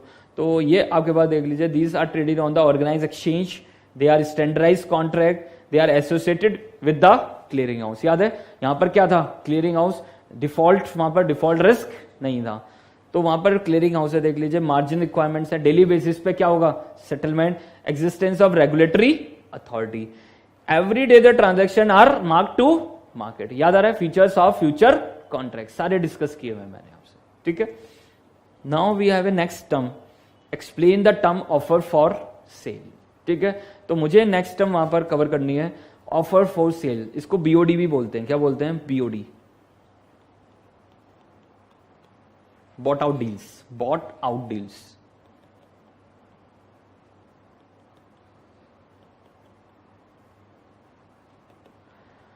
What is bought out deals. अब देखो, अगर कोई पब्लिक लिमिटेड कंपनी है तो वो तो जा रहा है पब्लिक के बीच में और क्या ला रहा है, आईपीओ, और पब्लिक से क्या रेस कर रहा है, पैसा।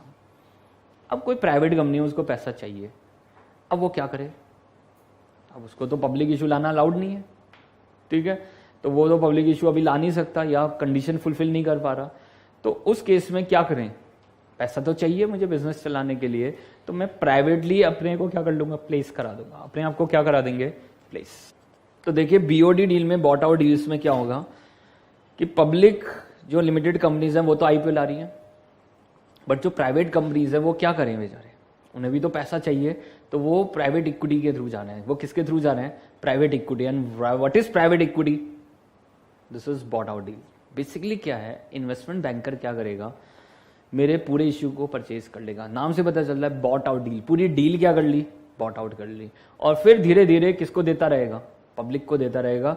याद रखना, यहाँ पर पब्लिक इश्यू नहीं आ रहा है, यहाँ पर हम क्या कर रहे हैं, अपना जो पूरा लॉट है वो किसको दे रहे हैं, इन्वेस्टमेंट बैंकर को दे रहे हैं। तो that's why we call it bought out deals and offer for sale. तो मैं डायरेक्टली पब्लिक के पास नहीं जा सकता, या मेरी अभी इतना पोजीशन नहीं है कि मैं पब्लिक मुझे पैसा दे डायरेक्टली, तो मैं किसके थ्रू जा रहा हूं, इन्वेस्टमेंट बैंकर। तो वो मेरा पूरा इश्यू साइज क्या कर लेगा, परचेज कर लेगा एट डिस्काउंट, और उसको धीरे धीरे पब्लिक को क्या करेगा, वहां पर देता जाएगा। ठीक है, तो वो इन्वेस्टमेंट बैंकर का बेनिफिट क्या है, वो क्या कमा रहा है, difference.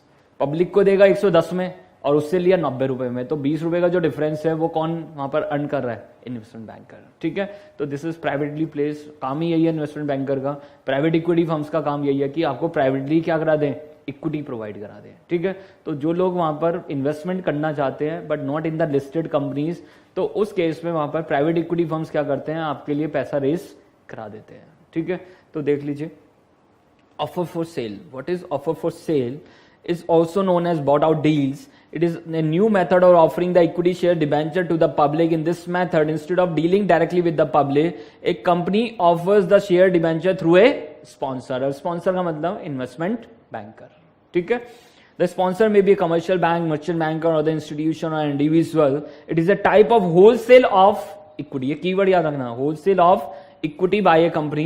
A company allots shares to the sponsor at an agreed price between the company and sponsor. तो किसको allot कर देंगे, sponsor को, and the sponsor then passes the consideration money to the company and in turn get the share duly transferred to him. After a specific period as agreed between the company and sponsor, the shares are issued to the public by the sponsor with a premium. After the public offering, the sponsor gets the share listed in one of the more stock exchanges. The holding cost of such shares by the sponsor may be reimbursed by the company, or the sponsor may get the profit by issue of shares to the public at premium, ठीक है। तो ये आपके पास क्या है देख लीजिए, this is bought out deal. क्या पब्लिक लिमिटेड कंपनी को बॉट आउट डील करना अलाउड है? नहीं सर, उनको भी अलाउड नहीं है। क्यों नहीं है? क्योंकि आप तो पब्लिक इशू ला सकते हो, तो उनको बॉट आउट डील करना अलाउड नहीं है, ठीक है, क्योंकि वहां पर पब्लिक आ गई है। तो हो सकता है आप एक बार पब्लिक से ले लें और फिर बाहर से लेते रहें, बट पैसा फंसेगा किसका फिर? पब्लिक का, ठीक है। तो यही लिखा हुआ है, thus it enables the company to raise fund easily and immediately as per SEBI. No listed company, क्या लिखा हुआ है? No listed company can go for BOD. A privately held company or the unlisted company can only go for BOD. A small or medium sized company which needs money urgently choose to BOD. ठीक है? It is a low cost method of raising the fund. The cost of issue is around 8% in India, but this method lacks transparency. There will be scope for misuse also. तो privately पैसा ले लिया, but आप उस पैसे को क्या कर सकते हो? Misuse. Ultimately फंसा कौन? Public. ठीक है?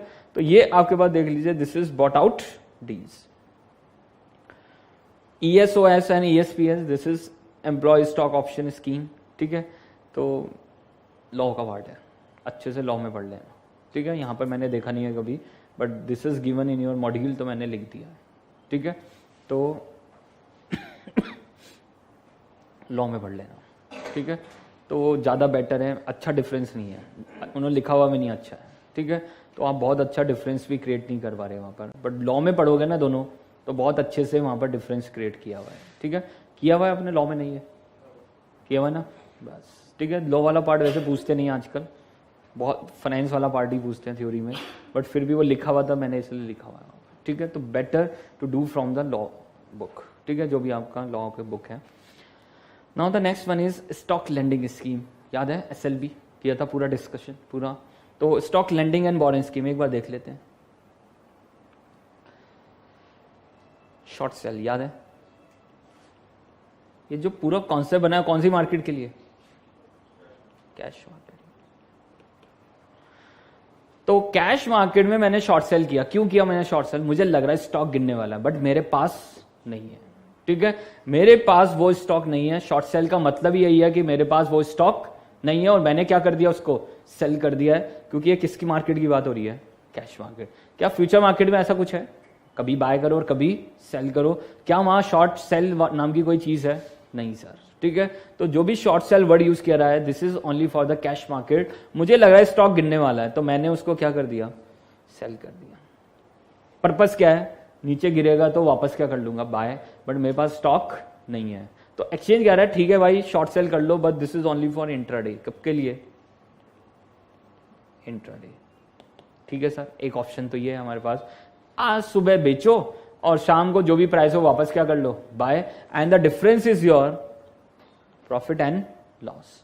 नाउ द सेकंड ऑप्शन जो हमें डिस्कस करनी है, मैंने यहां स्टॉक को क्या कर दिया है? सेल।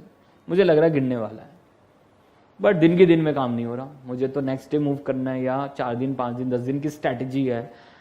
तो मेरे पास तो स्टॉक नहीं है, मिस्टर एक्स के पास कोई स्टॉक नहीं है, तो वो गया मिस्टर वाई के पास जिसके पास वो स्टॉक है।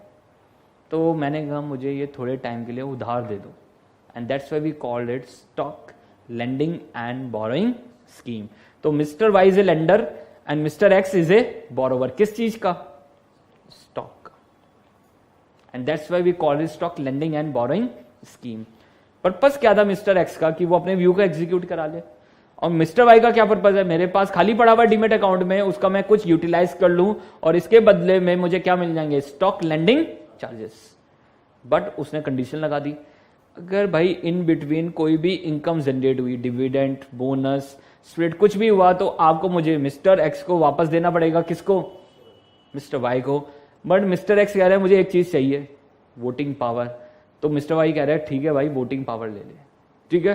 तो इसका मतलब क्या है कि इन केस ऑफ SLB हम वहां पर क्या ट्रांसफर कर रहे हैं? वोटिंग राइट ट्रांसफर कर रहे हैं, बट उससे रिलेटेड जो भी इनकम जनरेट होगी वो वापस किसको देनी पड़ेगी? स्टॉक लेंडर को, ठीक है। तो यहां पर मिस्टर एक्स का क्या क्या बेनिफिट है? अगर एक्चुअली में शेयर गिर गया तो उसको यहां प्रॉफिट हो जाएगा। साथ में जब स्टॉक सेल किया है तो पैसा आएगा जेब में, और पैसा देगा एक्सचेंज, तो उस पैसे को मैं और दूसरी जगह क्या करूंगा? इन्वेस्ट करूंगा, और उससे क्या जनरेट करूंगा? रिटर्न्स, ठीक है। तो what is stock lending and borrowing scheme? SLB क्या है आपके पास? सिंपली हम स्टॉक को क्या कर सकते हैं? बोरो एंड लेंड कर सकते हैं, ठीक है, तो जो मैंने बहुत अच्छे से डिस्कस पहले किया हुआ है क्लास में, बट फिर भी यहाँ के लिए भी एक बार देख लो। तो stock lending scheme, this stock lending means transfer of securities, transfer of securities, the legal title is temporary transfer from the lender to the borrower, the lender retains all the benefits of ownership except, देख लीजिए the lender, lender कौन है, mister Y, तो lender retains all the benefit, all the benefit मतलब dividend, split, bonus, जो मर्जी आ जाए, but कौन सा छोड़ के, ओनरशिप एक्सेप्ट, देख लीजिए except voting power rights, the borrower is entitled to utilise the security as required. तो वो उसे क्यों जरूरत है उस सिक्योरिटी की, या तो वो अपने व्यू को एग्जीक्यूट कराना चाहता है, या वो अपना परसेंटेज होल्डिंग क्या करना चाहता है, प्रूफ करना चाहता है एट ए पर्टिकुलर डेट और the particular point of time. तो उस केस के लिए वो क्या कर रहा है, SLB कर रहा है, stock lending and borrowing scheme, ठीक है। are required, but it is liable to lender to all the benefits such as dividend rights, etc. The basic purpose of the stock borrower is to cover the short sale. आगे sir, but to cover the stock, that is selling the share without possessing them. SEBI has introduced a scheme for the stock lending and borrowing in 1997. ठीक है, तो what are the advantages? क्या क्या advantages है? Lenders get return from it instead of keeping it ideal. खाली पड़ा हुआ stock, तो उससे मैंने क्या कमा लिया, stock lending charges. The borrower uses it to avoid settlement favour and loss due to auction. अगर उसने शॉर्ट सेल करा और स्टॉक नहीं दिया तो क्या होगा, ऑक्शन में चला जाएगा और उसको क्या होगा, लॉस, ठीक है। From the point of view of market, market के पॉइंट ऑफ व्यू से जल्दी से रोलिंग सेटलमेंट हो रहा है ना। अगर मेरे पास स्टॉक नहीं, मैंने बेच दिया, तो रोलिंग सेटलमेंट होगा ही नहीं, तो वो मैं कैसे कर पा रहा हूं, through SLB stock lending and borrowing scheme, ठीक है।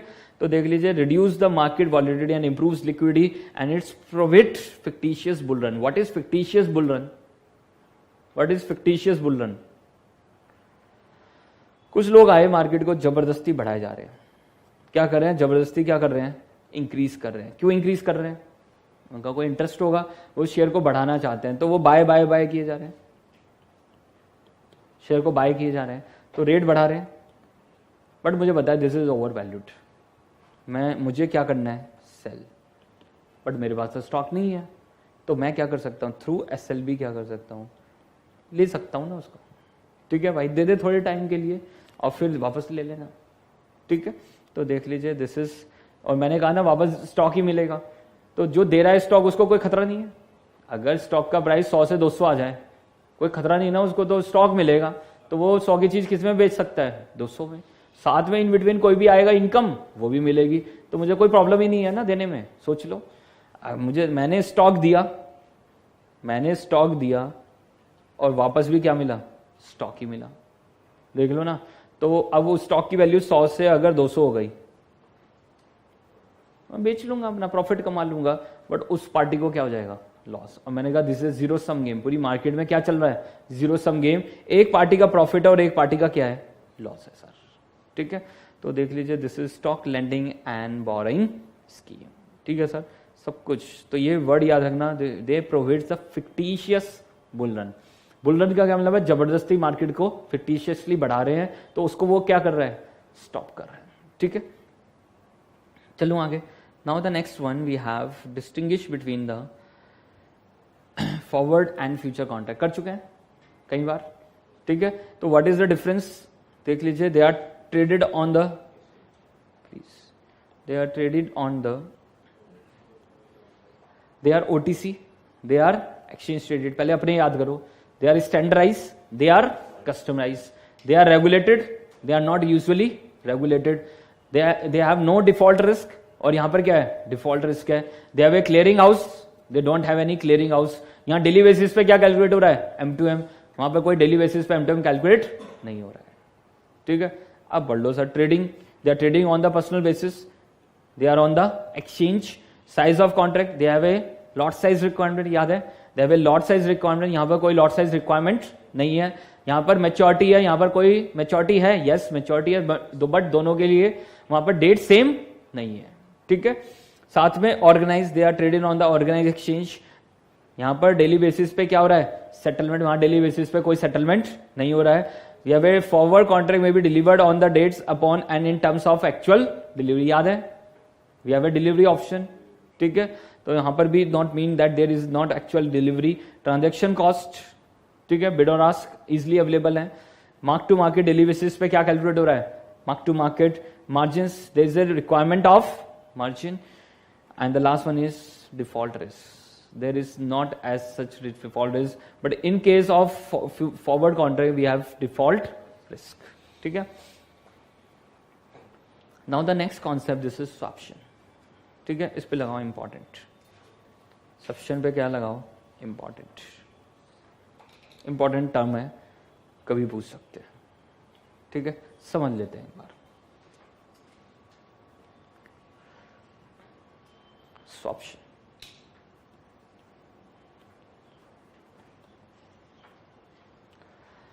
तो व्हाट इज स्वैप्शन, नाम से पता चल रहा है, swap plus option. Sir this is swap plus option. ठीक है, दिस इज स्वैप्शन. अब याद है इंटरेस्ट रेट स्वैप हमने पढ़ा था. What is interest rate swap, एक बार करते हैं और उसी में क्या ऐड कर देंगे, ऑप्शन. और मैंने आपको कई बार सिखा चुका हूं, किसी भी चीज में आज के टाइम में क्या ऐड कर सकते हैं, ऑप्शन. ठीक है, तो देखिए इंटरेस्ट रेट स्वैप, अगर आपको याद है, we have mister A and we have mister B. ठीक है, मिस्टर ए को क्या लग रहा है, मार्केट में रेट ऑफ इंटरेस्ट बढ़ सकते हैं, तो उसने क्या ले लिया, देख लीजिए फिक्स ले लिया. इसका लोन किस पे चल रहा था, फ्लोटिंग, और इसका लोन किस पे चल रहा था, फिक्स. तो मिस्टर ए को लग रहा है मार्केट में रेट ऑफ इंटरेस्ट बढ़ सकते हैं, मिस्टर बी को क्या लग रहा है, मार्केट में रेट ऑफ इंटरेस्ट गिर सकते हैं, तभी तो ट्रेड होगा, otherwise trade is not possible. ठीक है, ट्रेड पॉसिबल नहीं है. क्यों पॉसिबल नहीं है, क्योंकि वहां पर अगर दोनों का सेम व्यू होगा तो फिर ट्रेड होगा ही नहीं, दोनों के अपोजिट व्यू होंगे तभी तो ट्रेड होगा. अगर किसी को लग रहा है मार्केट बढ़ने वाला है तो वो बाय कर रहा है, और किसी को लग रहा है गिरने वाला है तो वो क्या कर रहा है, सेल, तभी तो ट्रेड हो रहा है, अदरवाइज ट्रेड पॉसिबल नहीं है. तो इसका व्यू क्या है कि मार्केट में रेट ऑफ इंटरेस्ट बढ़ सकते हैं, और इसका व्यू क्या है, मार्केट में रेट ऑफ इंटरेस्ट फॉल हो सकते हैं. तो इन्होंने क्या कर लिया, they have to swap their interest rate obligations, they have to swap their interest rate obligation.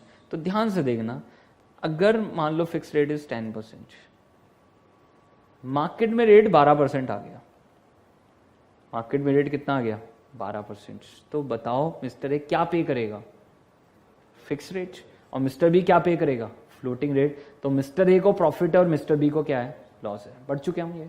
ठीक है, इंटरेस्ट रेट स्वैप ऑलरेडी हम कर चुके हैं. तो अगर मार्केट में रेट ऑफ इंटरेस्ट बढ़ेंगे, देख लो एक्चुअली में, तो अब मुझे प्रॉफिट होगा ना. क्यों होगा, क्योंकि मैं अपना रेट क्या कर चुका हूं, फिक्स पे कर चुका हूं. ठीक है, तो मिस्टर ए कौन है, fix rate pair under swap deal, और मिस्टर बी कौन है, floating rate pair under swap deal. ठीक है, तो अब ध्यान से देखना, मिस्टर ए क्या पे करेगा, 10%, और बदले में क्या मिलेगा, 12%. तो मुझे क्या हो रहा है, प्रॉफिट. तो mister A receives and mister B pays. ठीक है, अभी मेरा पर्पस प्रॉफिट लॉस निकालना नहीं है, सिंपली मुझे बताना है कि मिस्टर ए को प्रॉफिट और मिस्टर बी को क्या है, लॉस है. But the rate of interest in the market is 7%. अगर वो 7% आ गया तो मिस्टर ए को क्या पे करना पड़ेगा, 10%. ठीक है, और मिलेगा कितना, 7%. तो मिस्टर ए को क्या हो गया, लॉस. ठीक है, तो इस केस में mister A pays and mister B receives. देख लो सर, कोई दिक्कत. अब वहां पर मिस्टर ए बड़ा स्मार्ट निकला, उसने पता क्या किया, भाई अगर मार्केट में रेट ऑफ इंटरेस्ट बढ़े, 12% आए, तो मुझे प्रॉफिट है, I don't have any problem. But अगर रेट गिरे ना, मेरा व्यू सही से काम नहीं करा, और मेरा व्यू काम नहीं किया, रेट 7% आ गया, तो मुझे क्या हो गया, लॉस. किस में, अंडर इंटरेस्ट रेट स्वैप. तो मैंने पता क्या किया, मैंने ऑप्शन ले ली. मैंने क्या ले ली, ऑप्शन चॉइस. अगर रेट बढ़ा तो मैं एक्सरसाइज कर लूंगा, और रेट गिरा तो मैं एक्सरसाइज नहीं करूंगा. तो मेरे लिए विन टू विन सिचुएशन बन गई ना.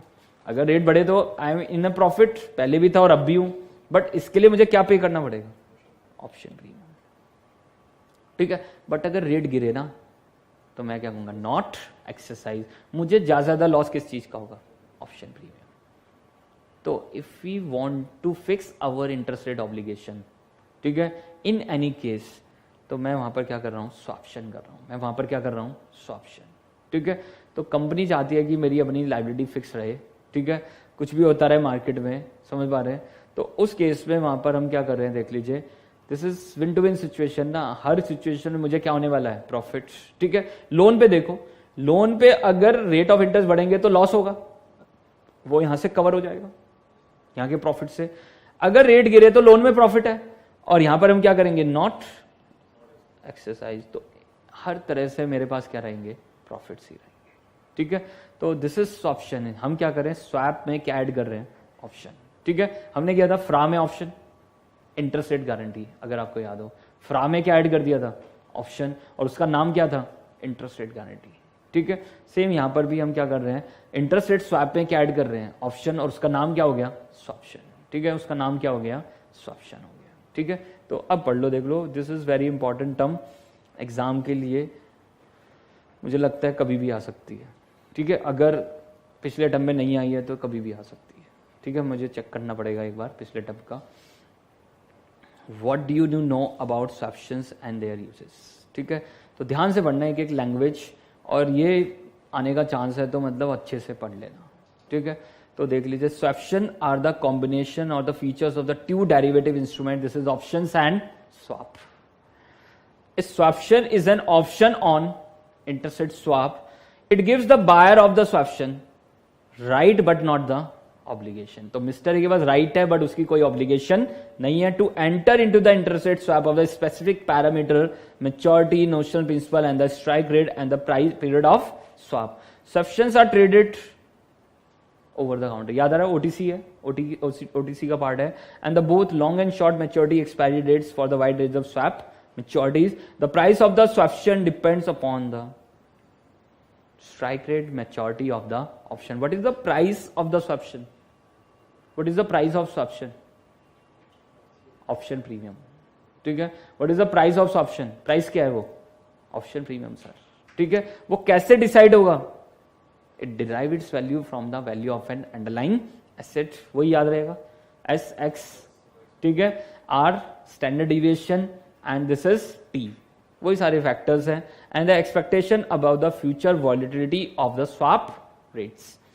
The swaption premium is expressed as basis point. तो वो option premium कैसे लिखा होगा, basis point, 20 basis point, 30 basis point, 50 basis point, इस तरह से option premium चलते हैं। हमने किया था कैप फ्लोर कॉलर, तो वहां पर भी इंटरेस्ट रेट्स डेरिवेटिव ही था, तो वहां पर भी प्रीमियम कैसे था, ऑप्शन प्रीमियम कैसे था, this is in basis points. ठीक है, कोई दिक्कत? What are the uses of swaptions? Swaption can be used as an effective tool to swap into or out fixed or floating rate interest obligation. तो कभी भी in out करने के लिए we are using the swaption. ठीक है, तो देख लीजिए, effective tool to swap into or out rate or floating rate interest rate obligation according to a treasurer's expectation of the interest rates. ठीक है, swaptions can also be used for the protection of the particular view on the future direction of interest rates turn out to be incorrect. देख लो ना, मुझे लग रहा था rate of interest बढ़ने वाला है, जब गिर गए तो वैसे तो मुझे लॉस होता, बट मैंने क्या ले लिया था, ऑप्शन। तो this is for in out from the fixed rate or the floating rate interest obligation. ठीक है, swaptions can be applied in a variety of ways to the both active traders as well as corporate treasurers. ठीक है, तो they can apply in varied ways. Swaps traders can use them for the speculation purpose or to hedge a portion of their swap book. देख लीजिए, तो उसको hedge करने के लिए it is a valuable tool when the borrower had decided to do swap but is not sure of the time. तो swap तो करना चाहता है बट उसको ये नहीं पता कब बढ़ने वाले हैं और कब गिरने वाले हैं। ठीक है, तो अनसर्टेनिटी को वहां पर सर्टेन बनाने के लिए वो एक छोटा सा प्रीमियम देगा और अपने आप को क्या कर लेगा, हेज। ठीक है sir, swaption has become useful tool for hedging the embedded option which is common in the natural course of the business. तो हेज करने के लिए हम यूज कर रहे हैं। Swaptions are useful for the borrower targeting an acceptable borrowing rate. तो उसको पता होगा ना कि मेरा borrowing rate कितना होने वाला है, उससे कम होने, उससे ज्यादा होने वाला नहीं है। ठीक है, Swaptions also useful to those businesses tendering for contracts.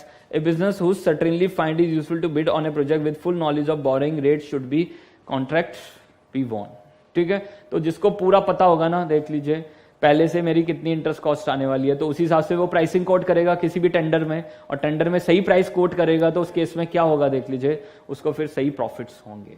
ठीक है। तो मुझे पहले से ही पता है कि मेरा कितना रेट ऑफ इंटरेस्ट लगने वाला है अगले 5 सालों में, तो उस केस में मैं क्या करूंगा, देख लीजिए, आराम से मैं अच्छे टेंडर्स कोटेशंस वहां पर रेडी करूंगा, ठीक है, जिससे मुझे वहां पर कम कॉस्ट, देख लीजिए, हम वहां पर कम कॉस्ट वाले टेंडर्स ऑफर करेंगे और उससे क्या होगा, मुझे प्रॉफिट्स बढ़ेंगे, ठीक है। Now the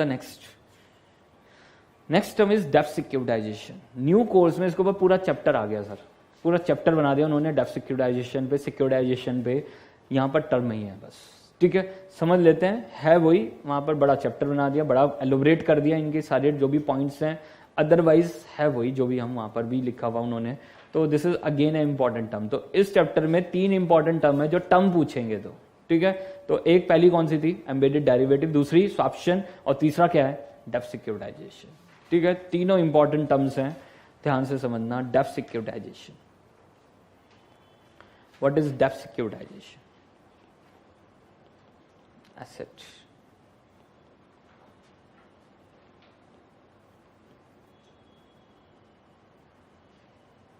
what is debt securitization or the asset securitization? Any idea about what is debt securitization or the asset? तो एग्जाम्पल ले लेते हैं, बैंक, बैलेंस शीट है बैंक की, और यहां पर क्या है, लोन्स एंड एडवांसेस। समझ लेते हैं एक बार। तो we have a loans and advances, मेरे पास क्या है, लोन्स एंड एडवांसेस हैं 100 CR। They are very illiquid, why we call it illiquid, जल्दी से पैसा थोड़े आने वाला है, ठीक है। तो बट बैंक का तो काम क्या है, जल्दी से कैपिटल आए तो वो दूसरों को फिर दे, लोन्स एंड एडवांसेस। तो एक जगह पैसा ब्लॉक हो गया, मान लो 5 साल लोन वाला ये ब्लॉक है, ठीक है।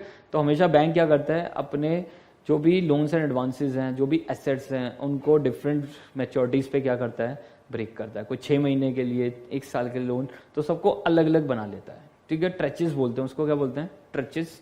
तो अलग अलग ट्रेचेस बना लेता है। तो we have a loans and advances and they are very highly illiquid. Highly illiquid का क्या मतलब है, जल्दी से they are not convertible into cash. अब क्या करें, बैंक का तो काम ही यही है कि जितना कैपिटल आएगा तभी तो आगे वो लोन्स एंड एडवांसेस देगा। इधर कैपिटल लेना तो क्या है, लिमिटेड है, इधर कैपिटल रेज करना इतना इजी थोड़ा ही है, बट मुझे तो बिजनेस करना है डेली बेसिस पे। तो मैं क्या कर रहा हूं, इस लोन्स एंड एडवांसेस को किसको ट्रांसफर कर रहा हूं, स्पेशल पर्पस व्हीकल। समझ पा रहे हैं? तो नाम से पता चल रहा है this is specially formed for this purpose. आज के टाइम में लिमिटेड पार्टनरशिप्स भी बनने लगी है, ठीक है। कॉर्पोरेट तो बन ही सकता है, कॉर्पोरेशंस तो बन ही सकते हैं, बट आज के टाइम में SPVs are all they are LLPs, limited liability partnerships, ठीक है, वो भी बनने लगी हैं आज के टाइम में। तो they will transfer the loans and advances, इसको बोलते हैं ऑफ बैलेंस शीट ट्रांसफर। इसको क्या बोलते हैं, ऑफ बैलेंस शीट ट्रांसफर। ये कीवर्ड्स हैं, आपको लिखने ही पड़ेंगे सर, ठीक है। तो what is off balance sheet transfer? Balance sheet पे इफेक्ट नहीं सर, बैलेंस शीट पे तो इफेक्ट आएगा ही। Off balance sheet transfers, what is off balance sheet transfers? Any idea, accounts में पढ़ा है कभी? What is off balance sheet transfers? Any idea?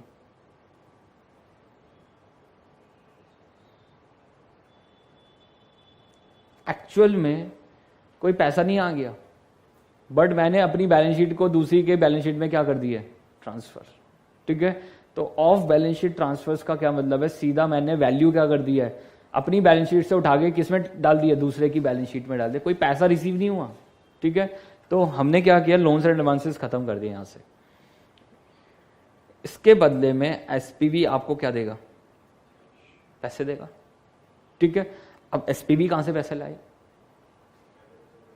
अब वो क्या करेगा, इन लोन्स एंड एडवांस के अगेंस्ट, अब ये लोन्स एंड एडवांस किसकी बैलेंस शीट में, एसपीवी की, इसके अगेंस्ट वो क्या इशू कर देगा, सिक्योरिटीज, ठीक है। तो ये मेरा डेप्ट है और उसके अगेंस्ट हमने क्या कर दी, इशू सिक्योरिटीज। तो एसपीवी विल इशू सिक्योरिटीज। तो हमने क्या कर दिया, डेप्ट सिक्योरिटाइजेशन। नाम से पता चल रहा है एसेट सिक्योरिटाइजेशन, एसेट ही है ना हमारी बैंक की बैलेंस शीट में, ये क्या है, लोन्स एंड एडवांसेस हैं, दीज आर एसेट्स, और उसको मैंने किस में कन्वर्ट कर दिया, सिक्योरिटीज में, ठीक है। तो वी कॉल इट डेब्ट सिक्योरिटाइजेशन और द एसेट सिक्योरिटाइजेशन, ठीक है। चेक कर लीजिए एक बार, you have asset securitization और द डेब्ट सिक्योरिटाइजेशन। तो यहां पर सिंपल प्रोसेस क्या है कि हम वहां पर ऑफ बैलेंस शीट यहां से ट्रांसफर कर देंगे, दिस इज इन एसपीवी, और एसपीवी उसके अगेंस्ट क्या इश्यू कर देगा, सिक्योरिटीज। अब ध्यान से देखना, इन सिक्योरिटी पे इंटरेस्ट कैसे पे होगा, जब ये लोन्स एंड एडवांसेस हैं, जो बैलेंस शीट में लोन्स एंड एडवांसेस हैं, यहां से आएगा इंटरेस्ट, यहां से प्रिंसिपल रिपेमेंट आएगा, तो हम इन सिक्योरिटीज का इंटरेस्ट और प्रिंसिपल क्या कर देंगे, वापस कर देंगे। क्लियर है पॉइंट। तो how they can be funded, कि यहां से देख लीजिए सिक्योरिटी से पैसा आएगा और वो किसको ट्रांसफर कर देंगे, हम दिस इज बैंक, ठीक है। तो हम ऑफ बैलेंस शीट क्या कर रहे हैं, ट्रांसफर। फैक्टरिंग क्या होता है, what is factoring, this is also a of balance sheet transfer, ठीक है। तो फैक्टरिंग में भी आप क्या करते हो, यहां पर डेटर्स हैं, डेटर्स को किसको ट्रांसफर कर देते हो, फैक्टर को। तो पैसे कौन आपको रियलाइज करा के दे रहा है, फैक्टर। तो इधर डेटर्स कम हो जाएंगे, इधर कैश बढ़ जाएगा, तो बैलेंस शीट पे उधर तो कोई टोटल में तो कोई इंपैक्ट नहीं आएगा ना, डेटर्स कम और उधर आपके पास कैश बढ़ जाएगा या बैंक बैलेंस बढ़ जाएगा। तो बेसिकली वो भी क्या है, ऑफ बैलेंस शीट ट्रांसफर, इसको क्या बोलते हैं, ऑफ बैलेंस शीट ट्रांसफर, ठीक है। तो अब पढ़ लो सर, देखो तो व्हाट इज डेब्ट सिक्योरिटाइजेशन, ध्यान से देखो। Securitization is a process of pooling and repackage homogeneous, homogeneous मतलब एक जैसी कैसे होगा, 6 महीने वाले लोन, 1 साल वाले लोन, 1.5 साल वाले लोन, 5 साल वाले लोन, 10 साल वाले लोन, तो सबको एक जैसे वाले जो हैं उन सबको एक जगह बंडल बना देंगे, पूल कर देंगे। They are process of pooling and repackaging of homogeneous, क्या लिखा हुआ है, इलिक्विड फाइनेंशियल एसेट्स। आ रहे हैं वर्ड, कीवर्ड्स देख लीजिए, और याद रखना कीवर्ड लिखने के ही मार्क्स हैं सीए में, ठीक है। चाहे वो ऑडिट हो, चाहे वो लॉ हो, वो डीटी हो, आईडीटी हो, कोई भी सब्जेक्ट हो, एसएफएम की थ्योरी हो, ठीक है। तो ये याद रखना कीवर्ड लिखने के ही मार्क्स है। आप जनरल जो मर्जी पेल के आ जाओ, 0, 1, हाफ, समझ पा रहे हैं, जितना मर्जी पेज लिख के आना, कोई फर्क नहीं पड़ेगा, जब तक वो कीवर्ड नहीं ढूंढ पा रहा आपके आंसर में, मार्क्स नहीं मिलने सर, ठीक है। स्टोरी लिखने का कोई मार्क्स नहीं है सी के अंदर, याद रखना, और इसलिए ऑडिट में लोगों के मार्क्स नहीं है, ठीक है। उसका कारण सिर्फ ये की है कि ऑडिट में लोग जनरल पढ़ के जाते हैं, मैंने जनरल ऑडिट किया हुआ है, और जनरली उन्होंने वहां पर 2, 3, 5 क्लास में रिवाइज कर लिया, फास्ट ट्रैक बैच, ठीक है। तो वो 4-5 क्लास में कुछ होने वाला नहीं है, आपको वो कीवर्ड लिखने पड़ेंगे, और कीवर्ड कैसे आएंगे, जब तक आप पढ़ोगे नहीं सर, ठीक है। तो जनरल वहां पर सिर्फ लैंग्वेज पढ़ के आ जाना, कोई फर्क नहीं पड़ता। मैं ये थ्योरी 4 घंटे में भी करा सकता हूँ सारी, ठीक है, मैं भी पढ़ के फटाफट निकाल दूं, बट वो कीवर्ड पे जब तक फोकस नहीं कराऊंगा ना, आपको याद नहीं रहेगा सर, ठीक है। तो भले ही मैं 4 चैप्टर कराऊं अच्छे से, बट आपको एक एक अच्छा होगा, जब आप दोबारा इसको करने वाले हो ना, आपको वो कीवर्ड माइंड में ढूंढेगा, ठीक है, घूमेगा। तो वही हमें करना है। तो they are illiquid financial assets into, किसमें कन्वर्ट कर रहे हैं, marketable securities that can be sold to the investor. और किसके थ्रू करेंगे वो पूरा प्रोसेस, एसपीवी के थ्रू, ठीक है। नाम ही वही है, स्पेशल पर्पस व्हीकल, इसी काम के लिए बनाया गया है उसको, ठीक है। Securitization is a process by which financial assets are transformed into securities. Since through securitization, the illiquid financial assets or debtors are converted into securities, it is also called debt or asset securitization process. ठीक है, तो process देख लो। Bank lend 10 lakhs each of 300 borrowers. तो 10 लाख मैंने 300 borrowers को दिया bank ने as a part of loan portfolio, और मैंने पहले बताया था बैंक की balance sheet is portfolio sir, ठीक है। This is pure portfolio management और कुछ नहीं है, ठीक है। द टोटल डेप्ट दस on the book of the bank will be 30 crore. तो लोन्स एंड एडवांसेस में कितना आ रहा होगा, 30 करोड़। अब मैंने क्या किया, by way of securitize the bank can break the entire portfolio of loan of 30 crore into the paper of 300 each for instance and market in the secondary market to investor. तो what is primary, IPO, and what is secondary, exchange पे listed, ठीक है। तो मैंने उसको जाके किस पे लिस्ट करा दिया, एक्सचेंज पे। डेब्ट securitisation will provide liquidity to the instrument, ठीक है। तो डेब्ट सिक्योराइजेशन से क्या जनरेट हो गई, लिक्विडिटी। कैसे, अब जो मैंने वो सिक्योरिटी पब्लिक को इश्यू की है, वहां से पैसा आएगा और वापस किसको दे देंगे? बैंक को, और बैंक वापस फिर क्या करेगा? Loans and advances. ठीक है, तो साइकिल चलता रहेगा ना, ये वाला प्रोसेस चलता रहेगा। और अगर एक चेन टूटी तो सब गए सर। एंड दिस इज सब प्राइम इश्यू जो 2008-2009 में हुआ। सब प्राइम इश्यू वो यही तो था सर। तो लोगों ने लोन ले रखे थे बैंक से, और बैंक ने क्या किया? उसी लोन की क्या बना दी? सिक्योरिटी, और उसको मार्केट में क्या करा दिया? लिस्ट। और वो सिक्योरिटी का जो पे ऑफ है वो किसके अकॉर्डिंग है? लोन के अकॉर्डिंग। तो लोन वालों ने क्या कर दिया? डिफॉल्ट। क्यों किया डिफॉल्ट? प्रॉपर्टी के रेट क्या हो गए? फॉल। तो आपने 100 करोड़ की खरीदी हुई है, मार्केट में 80 करोड़ की चल रही है, क्यों आप लोन भरोगे? कोई लोन भरने वाला नहीं 100 करोड़ का। तो सबने क्या कर दिया? डिफॉल्ट। और उन्होंने डिफॉल्ट किया तो वहां पर हमने सिक्योरिटी पे डिफॉल्ट कर दिया, और क्या हुआ? सब डूब गए सर। ठीक है, तो दिस इज सब प्राइम इशू। यही आपके पास क्या था? सब प्राइम इशू था। सब प्राइम इशू में क्या हुआ था? ध्यान से देखना, इधर आपके पास होम था, घर था, इस पे लोन चल रहा था। किससे लिया हुआ था? बैंक। और बैंक का नाम था लेमन ब्रदर्स। समझ पा रहे हैं? बैंक का नाम क्या था? Lehman Brothers. अब बैंक ने वहां पर क्या किया? अपनी बैलेंस शीट में देख लीजिए लोन्स एंड एडवांसेस, और उसको क्या बना दिया? सिक्योरिटी। और पता क्या है? उसने जब वहां पर सिक्योरिटी इश्यू की, और सिक्योरिटी इश्यू करने के लिए आपको क्या देनी है? Credit rating. तो गया एजेंसी के बाद, क्रिसिल के पास, और कहा कि भाई ये एकदम सिक्योर्ड है घर, एकदम अच्छा घर है, और जो इसका जिसको मैंने दिया है लोन उसके भी क्रेडेंशियल्स अच्छे हैं, उसकी भी अच्छी जॉब है, उसकी मैंने अच्छे से क्या कर लिया? क्रेडिट वर्दीनेस क्या कर लिया है? चेक कर लिया है। सिबिल चेक कर लिया उसका। ठीक है, इंडिया के हिसाब से उसका क्या चेक कर लिया है? सिबिल चेक कर लिया है। तो क्रिसिल ने क्या किया? भाई कोई रिस्क नहीं है, AAA+ दे दिया सर, या AAA दे दिया। समझ पा रहे हैं? आपको हाई रेटिंग दे दिया सिक्योरिटी को, और जैसे ही हाई रेटिंग मिलेगी ना तो पूरी दुनिया टूट पड़ी। They are highly rated bonds, तो वहां पर क्या हुआ? पूरी दुनिया आ गई पिक्चर में। तो उन्होंने यहां पर क्या कर दिया? इन्वेस्ट कर दिया। ये पता है इन्वेस्ट किसने किया था? ये वो लोग थे। समझ पा रहे? इन्वेस्ट किसने किया? जिसने वो घर खरीदा हुआ था। ठीक है, तो टेक्निकली क्या हो रहा था? मैं अपना देख लीजिए इंस्टॉलमेंट पे कर रहा हूं, और वही जो इंस्टॉलमेंट में पे कर रहा हूं वही मुझे घूम फिर के किस पे मिल रहा है? मेरी इन्वेस्टमेंट पे। ठीक है, तो अब क्या हुआ?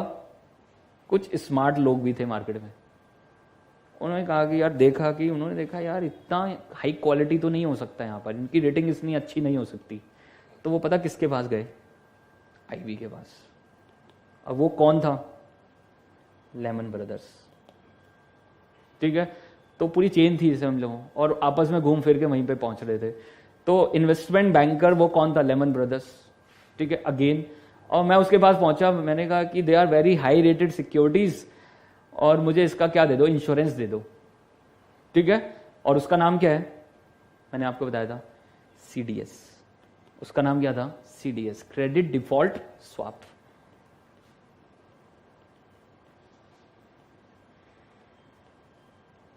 तो लेमन ब्रदर्स हंसा, वो कहने लगा यार दिस आर AAA बॉन्ड, और इसके लिए तो इंश्योरेंस ले रहा है। भाई दे दे यार, क्या दिक्कत है? ठीक है, उन्होंने कहा ठीक है यार, छोटा सा प्रीमियम लगेगा, क्योंकि they are highly rated bond, तो प्रीमियम क्या लगेगा? बहुत कम। तो छोटे से प्रीमियम पे मैंने अपने आप को क्या ले लिया? इंश्योर्ड करा लिया। ठीक है, अब क्या हुआ? जैसे ही एक पार्टी ने डिफॉल्ट किया, कौन था वो?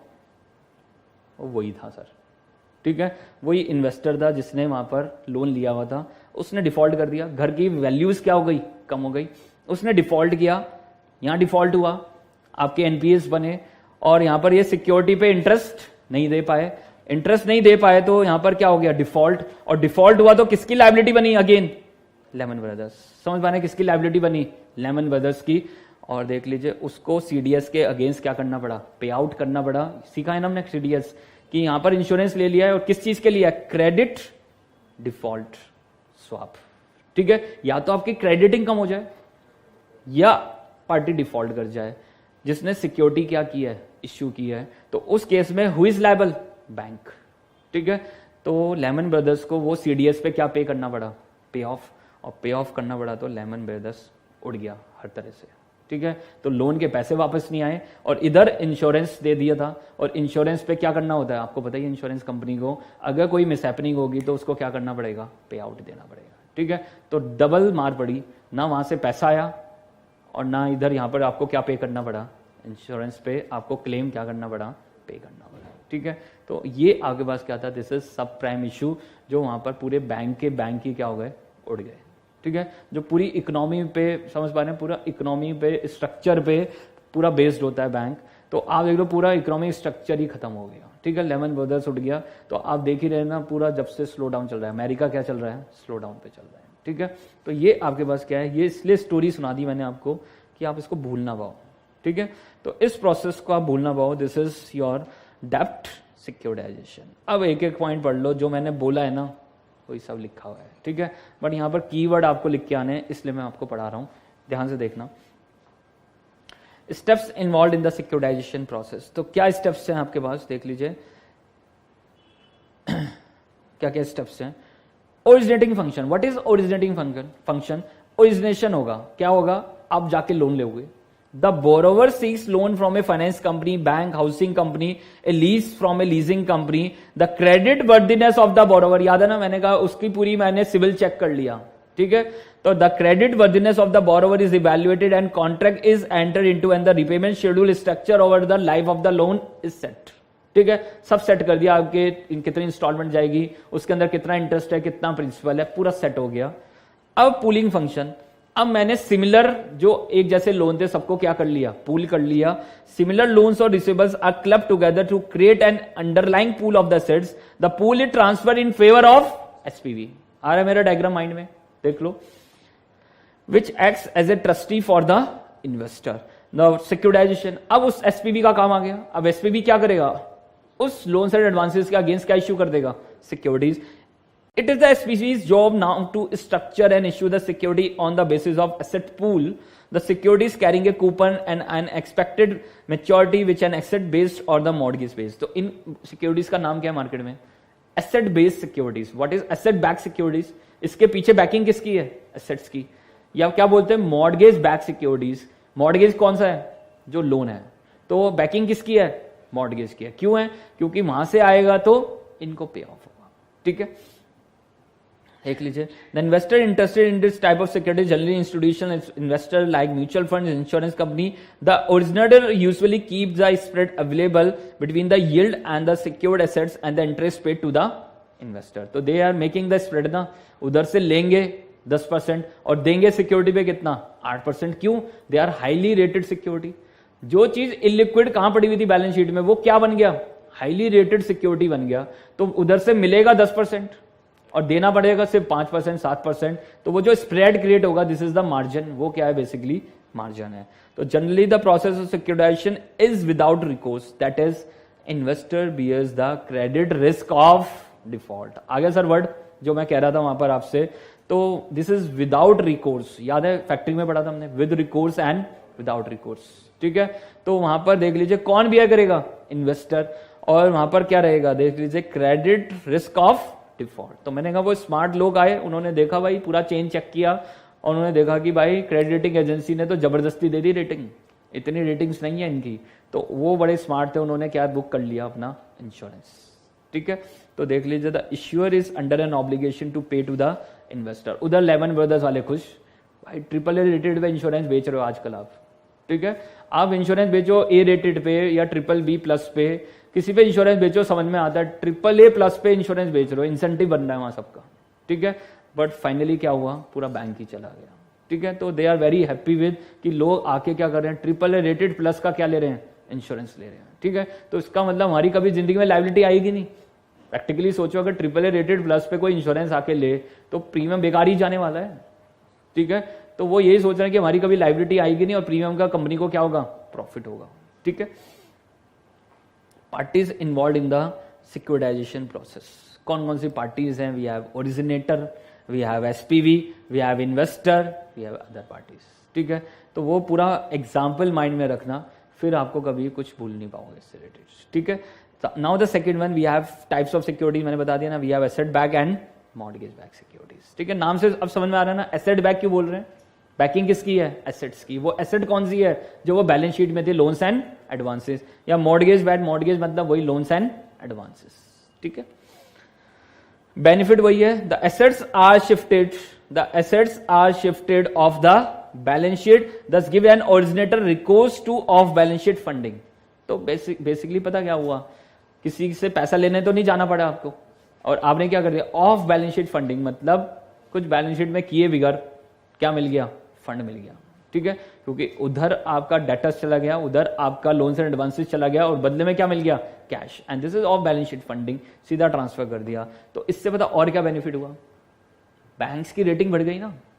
जब उसके जो इलिक्विड चीज थी वो किसमें कन्वर्ट हो गई? लिक्विडिटी में। तो उसकी बैंक की रेटिंग बढ़ गई, और बैंक की रेटिंग बढ़ेगी तो उसके शेयर के प्राइस बढ़ेंगे सर, ठीक है।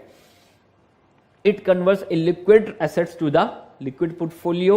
It facilitates better balance sheet management as assets are transferred off the balance sheet, facilitating the originator credit ratings enhance. देख लो वही लिखा हुआ है जो मैंने बोला है आपको, ठीक है। Benefits of to the investor, तो इन्वेस्टर को क्या बेनिफिट है? न्यू एरिया, नया एरिया वहां पर। For the investor securitisation open the new investment avenue, though the investor bears the credit, the securities are tie up with the definite assets, ठीक है, जो डेफिनेट एसेट है। Securitisation helps to convert a stream of cash receivable into a source of long term finance. क्यों rating high मिल रही थी? They are backed by the asset. अब वो एसेट बेसिकली देखो ना, क्योंकि वो किसका अगेंस्ट लिया हुआ लोन है? देख लो, लैंड के या जो भी हाउस प्रॉपर्टी, जो भी वहां पर उन्होंने होम परचेज किया हुआ, उसके अगेंस्ट ही तो चल रहा है सब कुछ। जब उसकी वैल्यू गिरी तभी तो पूरा साइकिल क्या हो गया? ब्रेक हो गया, ठीक है। चलिए next. Now the next one, this is question number 14. This is what is refinancing. Refinancing क्या है? नाम से पता चल रहा है refinancing. अब देखो वहां पर बजट आपने देखा होगा, तो बजट में क्या होता है?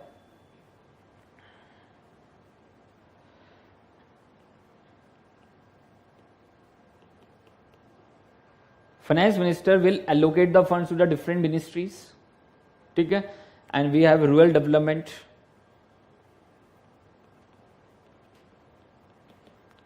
रूरल डेवलपमेंट मिनिस्ट्री, उसको फंड एलोकेट हो गया 100 करोड़ का। किस पर्पस के लिए भाई? सब रूरल का डेवलपमेंट करना है, ठीक है। अब क्या करें भाई? 100 करोड़ पहुंचाएं कैसे? तो ये पैसा किसको दे दिया गया? सिडबी, नाबार्ड,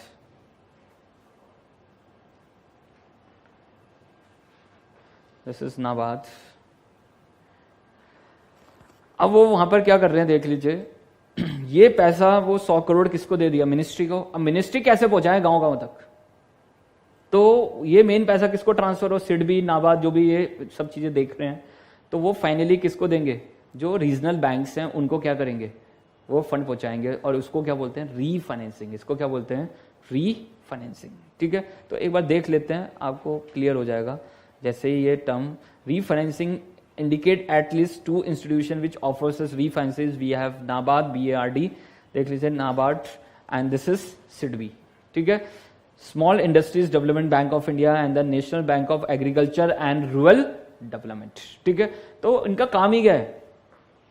दूसरे बैंकों को लोन देना, ठीक है। क्या ये पब्लिक के पास दे रहे हैं लोन देने? नहीं सर, वो किसको दे रहे हैं? देख लीजिए, स्मॉल बैंक्स हैं, रीजनल बैंक्स हैं, या आपके पास जो कॉर्पोरेटिव बैंक्स हैं उनको क्या कर रहे हैं? लोन्स दे रहे हैं, ठीक है। तो देख लीजिए, refinancing is a process by which the large financial institution provides funds और reimburse funds to the another institution to help development, relief and other causes identified at the purpose of the forward, ठीक है। It also in another way describes as a wholesale distribution of financial assistance to a retailing institution. Often government support or stabilized funding in REACT is reached to the ultimate beneficiaries through such channel, and this is termed as wholesale financing. Refinancing is also called as wholesale financing, ठीक है। And we have NABARD and SIDBI. Derivative कर चुके हैं कई बार, तो it derives its value from the value of an underlying asset to hedge currency risk, commodity risk, speculation hedging, वो सब word याद रखना। For hedging, allocated asset allocation, yield enhancement, and for hedging, taking, exploring and efficiencies. तो कौन कौन से users हैं? We have corporate, individual, institutional investors, and we have dealers. तो सब क्या कर रहे हैं, हेजिंग, स्पेकुलेशन एंड आर्बिट्रेज, ठीक है। तो वो तीनों वर्ड माइंड में रखना। It derive its value from the value of an underlying assets, ठीक है। Difference between the cash and derivative market आता है हमें, cash market actual delivery, derivative market में नो एक्चुअल डिलीवरी, ठीक है। This is the first basic difference वो जो हमें पता है। कैश मार्केट में क्या डेली बेसिस पे एमटीएम कैलकुलेट हो रहा है, नहीं। डेरिवेटिव मार्केट में डेली बेसिस पे क्या कैलकुलेट हो रहा है, M2M, ठीक है। तो दो मेन यहां पर देख लीजिए डिफरेंस आपको मेनली मिल जाएंगे। तो देख लो, the in cash market tangible assets are traded whether in derivative only contract based on किसके बेस पे, tangibles. It derive its value from the value of an underlying asset. In cash market we can purchase even one share, in future lot में क्या करना होगा, trade. तो वो जो हमने सीखा है ना, वो जो डिफरेंस बिटवीन फ्यूचर फॉरवर्ड, उसमें मैंने कैश मार्केट को भी आपसे क्या किया था, डिस्कस किया था, ठीक है। The value of derivative contract is always based on link to the underlying security, though this linkage may not be in a point to point basis. In the cash market, a customer may open securities trading account with a security deposit, whereas trade futures to a customer may open a future trading account with a derivative broker। क्या है ये, ध्यान से देखना। अगर मुझे cash market में trade करना है तो मेरे पास डीमेट अकाउंट भी होना चाहिए, ट्रेडिंग अकाउंट भी होना चाहिए, तभी तो डीमेट अकाउंट में आपकी सिक्योरिटीज जाएंगे। बट इन फ्यूचर सेगमेंट क्या मुझे डीमेट अकाउंट होने की जरूरत है, कोई सिक्योरिटी मिलने वाली नहीं, तो मुझे जरूरत ही नहीं है डीमेट की, सिर्फ मुझे किसकी जरूरत है, ट्रेडिंग अकाउंट की, ठीक है। और क्या कह रहे हैं देख लीजिए, buying security in cash market involves putting all the money upfront, पूरा देना पड़ेगा, और वहां सिर्फ क्या देना पड़ेगा, मार्जिन्स, ठीक है। With the purchase of shares of company in the cash market, the holders become part owner of the company, ठीक है। वो उसको क्या मिलेगा, वोटिंग पावर मिलेगा। क्या फ्यूचर मार्केट में कोई वोटिंग पावर है, कोई वोटिंग पावर नहीं। क्या कोई डिविडेंड मिलने वाला है, नहीं। क्या कोई बोनस मिलने वाला है, कुछ नहीं मिलने वाला सर, ठीक है। इन डेरिवेटिव कुछ नहीं मिलने वाला, बट कैश मार्केट में सब कुछ मिलेगा, ठीक है। चलूं आगे सर। तो what is the significance of underlying, simple चीज है, it derive its value from the value of an underlying asset. Explain briefly the advantage of holding securities in the demat account. बताइए कि आपको चोरी होने का डर नहीं है, खोने का, खराब होने का डर नहीं है, सिंपल देख लीजिए। तो क्या क्या है, it is speedier and avoid delays in transfer, किसी को ट्रांसफर करना है तो 1 सेकंड में ट्रांसफर, अदरवाइज टाइम लग जाता। It avoids lot of paper work, saves stamp duty for issuer company point. Also there are significant advantage due to demating, some of which are saving in printing certificates, postage expenses बच रहे हैं company के, सीधा transfer कर रहे हैं। Stamp duty waves, easy monitoring of buying selling patterns in securities, increasing ability to spot takeover attempts and attempts at price rigging। क्या है, अगर मुझे आज जानना है किसके पास कितनी परसेंटेज होल्डिंग है, 1 मिनट में जान सकता हूं। अगर वो डीमेटलाइजेशन नहीं होता तो जान सकते थे क्या, नहीं सर, बड़ा मुश्किल होता सर, पूरा कैलकुलेट करने में किसके पास कितने शेयर हैं आज के दिन, पहले पूरी इंफॉर्मेशन मंगानी पड़ती हर जगह से, और उसके बाद ही हम बता पाते कि हमारे पास कितने, किस इन्वेस्टर के पास कितनी परसेंटेज होल्डिंग। आज मुझे पता लगाना है तो इन सेकंड्स मेरे पास क्या डेटा अवेलेबल है कि वहां पर हम क्या कर सकते हैं, इजीली मॉनिटर कर सकते हैं कौन प्राइस वहां पर क्या कर रहा है। ऐसे भी क्या कर पा रहा है, वॉच क्यों कर पा रहा है watch, this is only because of dematerialisation, ठीक है। अगर ये डीमेटलाइजेशन नहीं होता, सेबी वॉच नहीं कर सकता। वो देख लेता है ना कौन कहां पर ज्यादा हैवी ट्रेडिंग हो रही है, कौन ब्रोकर के पास किस अकाउंट में, तो पूरी डिटेल उसके पास है डीमेटलाइजेशन की वजह से, ठीक है। Now the last one, this is explain buyback of security, give the management objective of buying buyback, explain the term insider trading and why insider trading is punishable, ठीक है। ये एक बार एग्जाम में क्वेश्चन आया था। तो व्हाट इज बायबैक पूरा सीखा था हमने, क्या बेनिफिट थे बायबैक के, क्यों किया जा रहा है बायबैक। प्रमोटर्स अपनी परसेंटेज होल्डिंग को क्या करना चाहते हैं, बढ़ाना चाहते हैं, साथ में वो अपने डिविडेंड्स को डिस्ट्रीब्यूट करना चाहते हैं। तो डिविडेंड डिस्ट्रीब्यूट ना करके they are going for the buyback of shares, ठीक है। तो पहले सेक्शन 77 नहीं था, पता नहीं कौन सा है न्यू वाले में, बट पहले वहां पर क्या section 77, this is for buyback of shares, ठीक है। तो बायबैक इज कंपनी अलाउड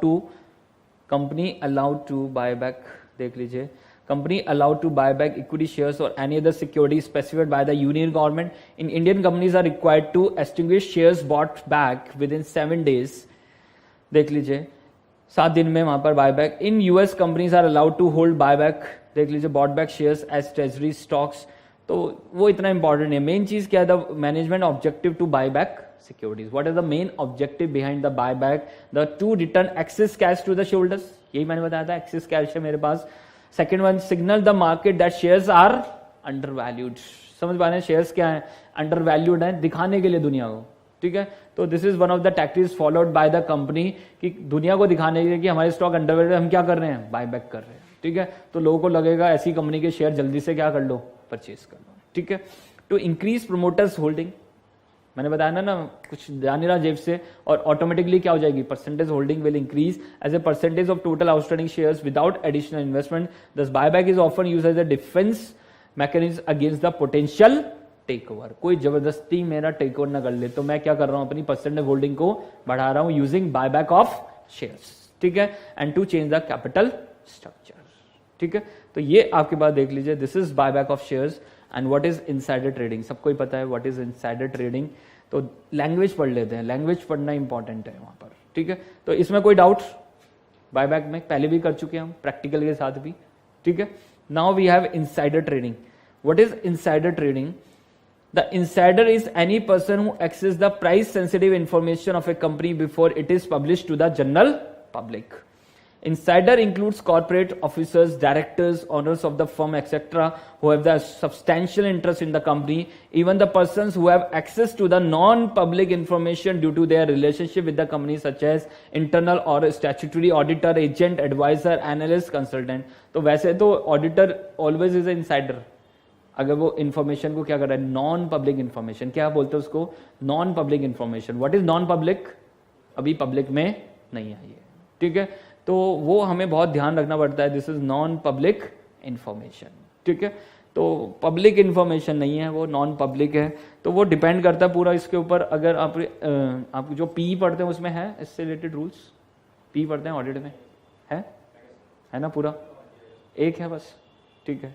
तो जब आप सीएफए करेंगे तो सीएफए में पूरा इसी के ऊपर पूरा आपके पास रूल्स हैं, पूरे यहाँ पर इसके ऊपर पूरे रूल्स बनाए हुए हैं कि आपको कैसे फॉलो करना है, ठीक है। क्योंकि this is for investment professionals. जो सीएफए वो किसके लिए, investment professional, and insider trading is directly link to the investment professionals, ठीक है।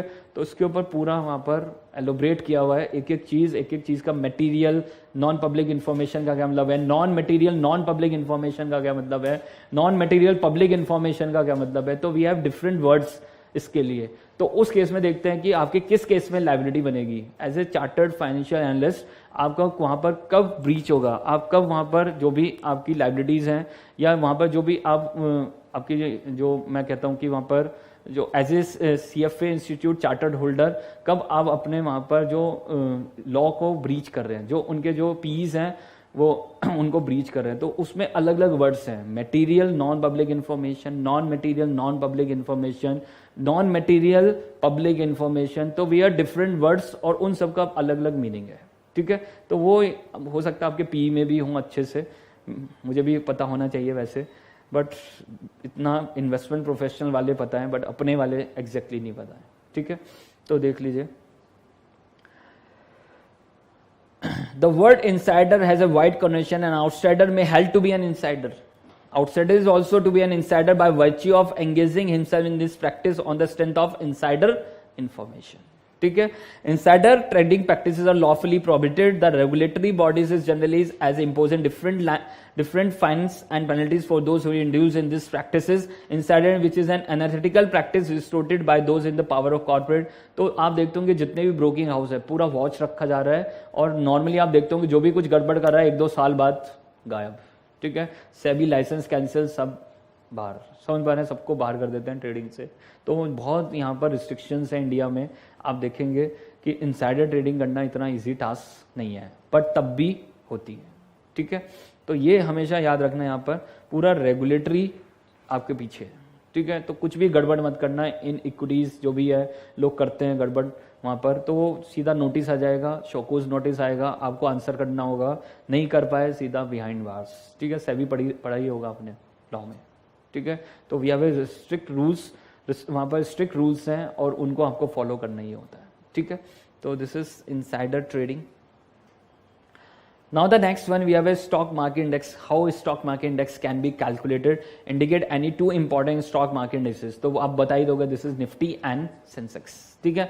How it can be made? कैसे बनाए जा रहे हैं? They are using the free float market capitalization, ठीक है, तो मैंने वहां पर आपको एक बार दिखाया भी था। तो द बेस इज 1000, बेस कितना था आपके पास 1000 था, तो बेस 1000 था, देख लीजिए। तो अब बेस के हिसाब से वो क्या कर रहे हैं, जैसे मार्केट वैल्यू बढ़ती जा रही है उनकी, फ्री फ्लोट मार्केट वैल्यू बढ़ती जा रही है, वैसे उस बेस की वैल्यू क्या होती जा रही है, बढ़ती जा रही है, वो 11000 के करीब आ गई है। ठीक है, तो this is from 1996 to this is 2018, उस 1000 की वैल्यू कितनी हो गई है 1000। तो how index will be calculated, तो नॉर्मली इंडिया में in Nifty Sensex they are using the free float market capitalisation. तो मान लो आज free float market capitalisation is 100 crore, example ले रहा हूं मैं, ठीक है। तो निफ्टी में 50 स्टॉक हैं, उनका free float market capitalisation is 100 crore, तो मैंने उसको इंडेक्स की वैल्यू दे दी 1000। अब जैसे ये 100 करोड़ की वैल्यू बढ़ेगी, मान लो 105 हुई, वैसे ही आपके इंडेक्स की वैल्यू भी क्या हो जाएगी, बढ़ जाएगी। ठीक है, तो कितना चेंज आ रहा है 5%, तो यहां पर कितनी वैल्यू बढ़ जाएगी 5%। ठीक है, जैसे इसकी वैल्यू कम हो जाएगी 90 करोड़, तो कितना फॉल हो गया 10%, वैसे इंडेक्स के पॉइंट की वैल्यू क्या हो जाएगी, कम हो जाएगी। तो this is according to the जो भी आपके पास फ्री फ्लोट मार्केट कैपिटलाइजेशन आ रहा है, उसके अकॉर्डिंग उसकी वैल्यू क्या हो रही है, कम या ज्यादा। तो देख लो एक बार, this is our how stock market index calculated indicate any two important stock market इनसे। A base year is set along with the basket of base shares and the basket is 50 stocks in Nifty and in Sensex this is 30 stocks. The change in the market price of these shares is calculated on a daily basis. The shares included in the index are those shares which are traded regularly in high volume. They are blue chip companies. In case of trading in any shares stops or comes down when it's exclude another company's shares replace it. ठीक है, तो मैंने बताया था this is inclusion exclusion, portfolio का काम ही यही है, include and exclude. Following steps are involved in the calculation of index on a particular date. क्या है आपके पास, calculate market capitalization of each individual company comprises the index. Calculate the total market capitalization. तो यहां पर उन्होंने total market cap लिख दिया, but practically this is free float market capitalization. ठीक है, computing the indexes in the next stage require the index value and the total market capitalization. तो index value of previous day 1000, आज के दिन market cap कितना है और कल कितना था, तो हम निकाल देंगे चेंज से। तो वैसे 5% था, वैसे निकाल सकते हैं डायरेक्टली, अदरवाइज आज 1000 है, कल उसकी वैल्यू कितनी हो गई थी 105 करोड़, और उससे पहले दिन कितनी थी 100 करोड़, तो आपके पास क्या निकल के आ जाएगी, इंडेक्स की वैल्यू। ठीक है, तो यही आपके पास है, देख लीजिए। And the last one, this is what is the procedure of book building process, बताया था मैंने अभी आपको, what is the procedure we are following in the book building. ठीक है, तो this is our last question, देखिए। The modern and the more popular method, the modern and the more popular method of share pricing these days are book building route. After appointing a merchant banker as a book runner, the company is planning the IPO, signifies the number of shares in which it wishes to sell, and also mention the price band. They are mentioning the price band. Investor place their orders in the book building process that is similar to the bidding at an auction.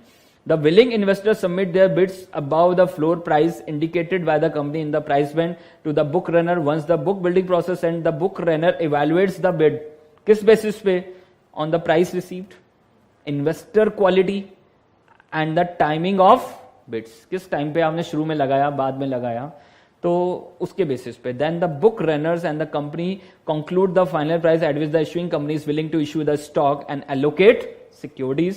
Traditionally, the number of shares is fixed and the issue size get determined on the basis of the price per share discovered through the book building process. तो basically वही average निकालते हैं, कितने price पे कितना हमें bid आया है, और उसके अकॉर्डिंग ही आपका क्या कर देंगे, इश्यू प्राइस क्या करते हैं, सेट करते हैं। ठीक है, public issue these are targeted in various segments of the investing fraternity. Companies now allot certain portion of their offering to the different segment to that everyone gets a chance to participate. तो उन्होंने सबका segment बांट देते हैं कि retail का कितना है, HNI का कितना है, FIs का कितना है। तो the segment are traditionally 3 qualified in QIBs होते हैं, qualified institutional bidders, high net worth individual HNIs and the retail investor. Indian company now offer about 50% of the offer to QIB, about 50% to the HNIs and 35% to the retail investor. Earlier, retail and high worth individuals had 25% each.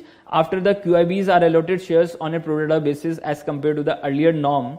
तो वो उन्होंने पूरा process बता दिया है और law में भी आपके पास लिखा होगा, सेबी में भी लिखा होगा, बुक बिल्डिंग प्रोसेस.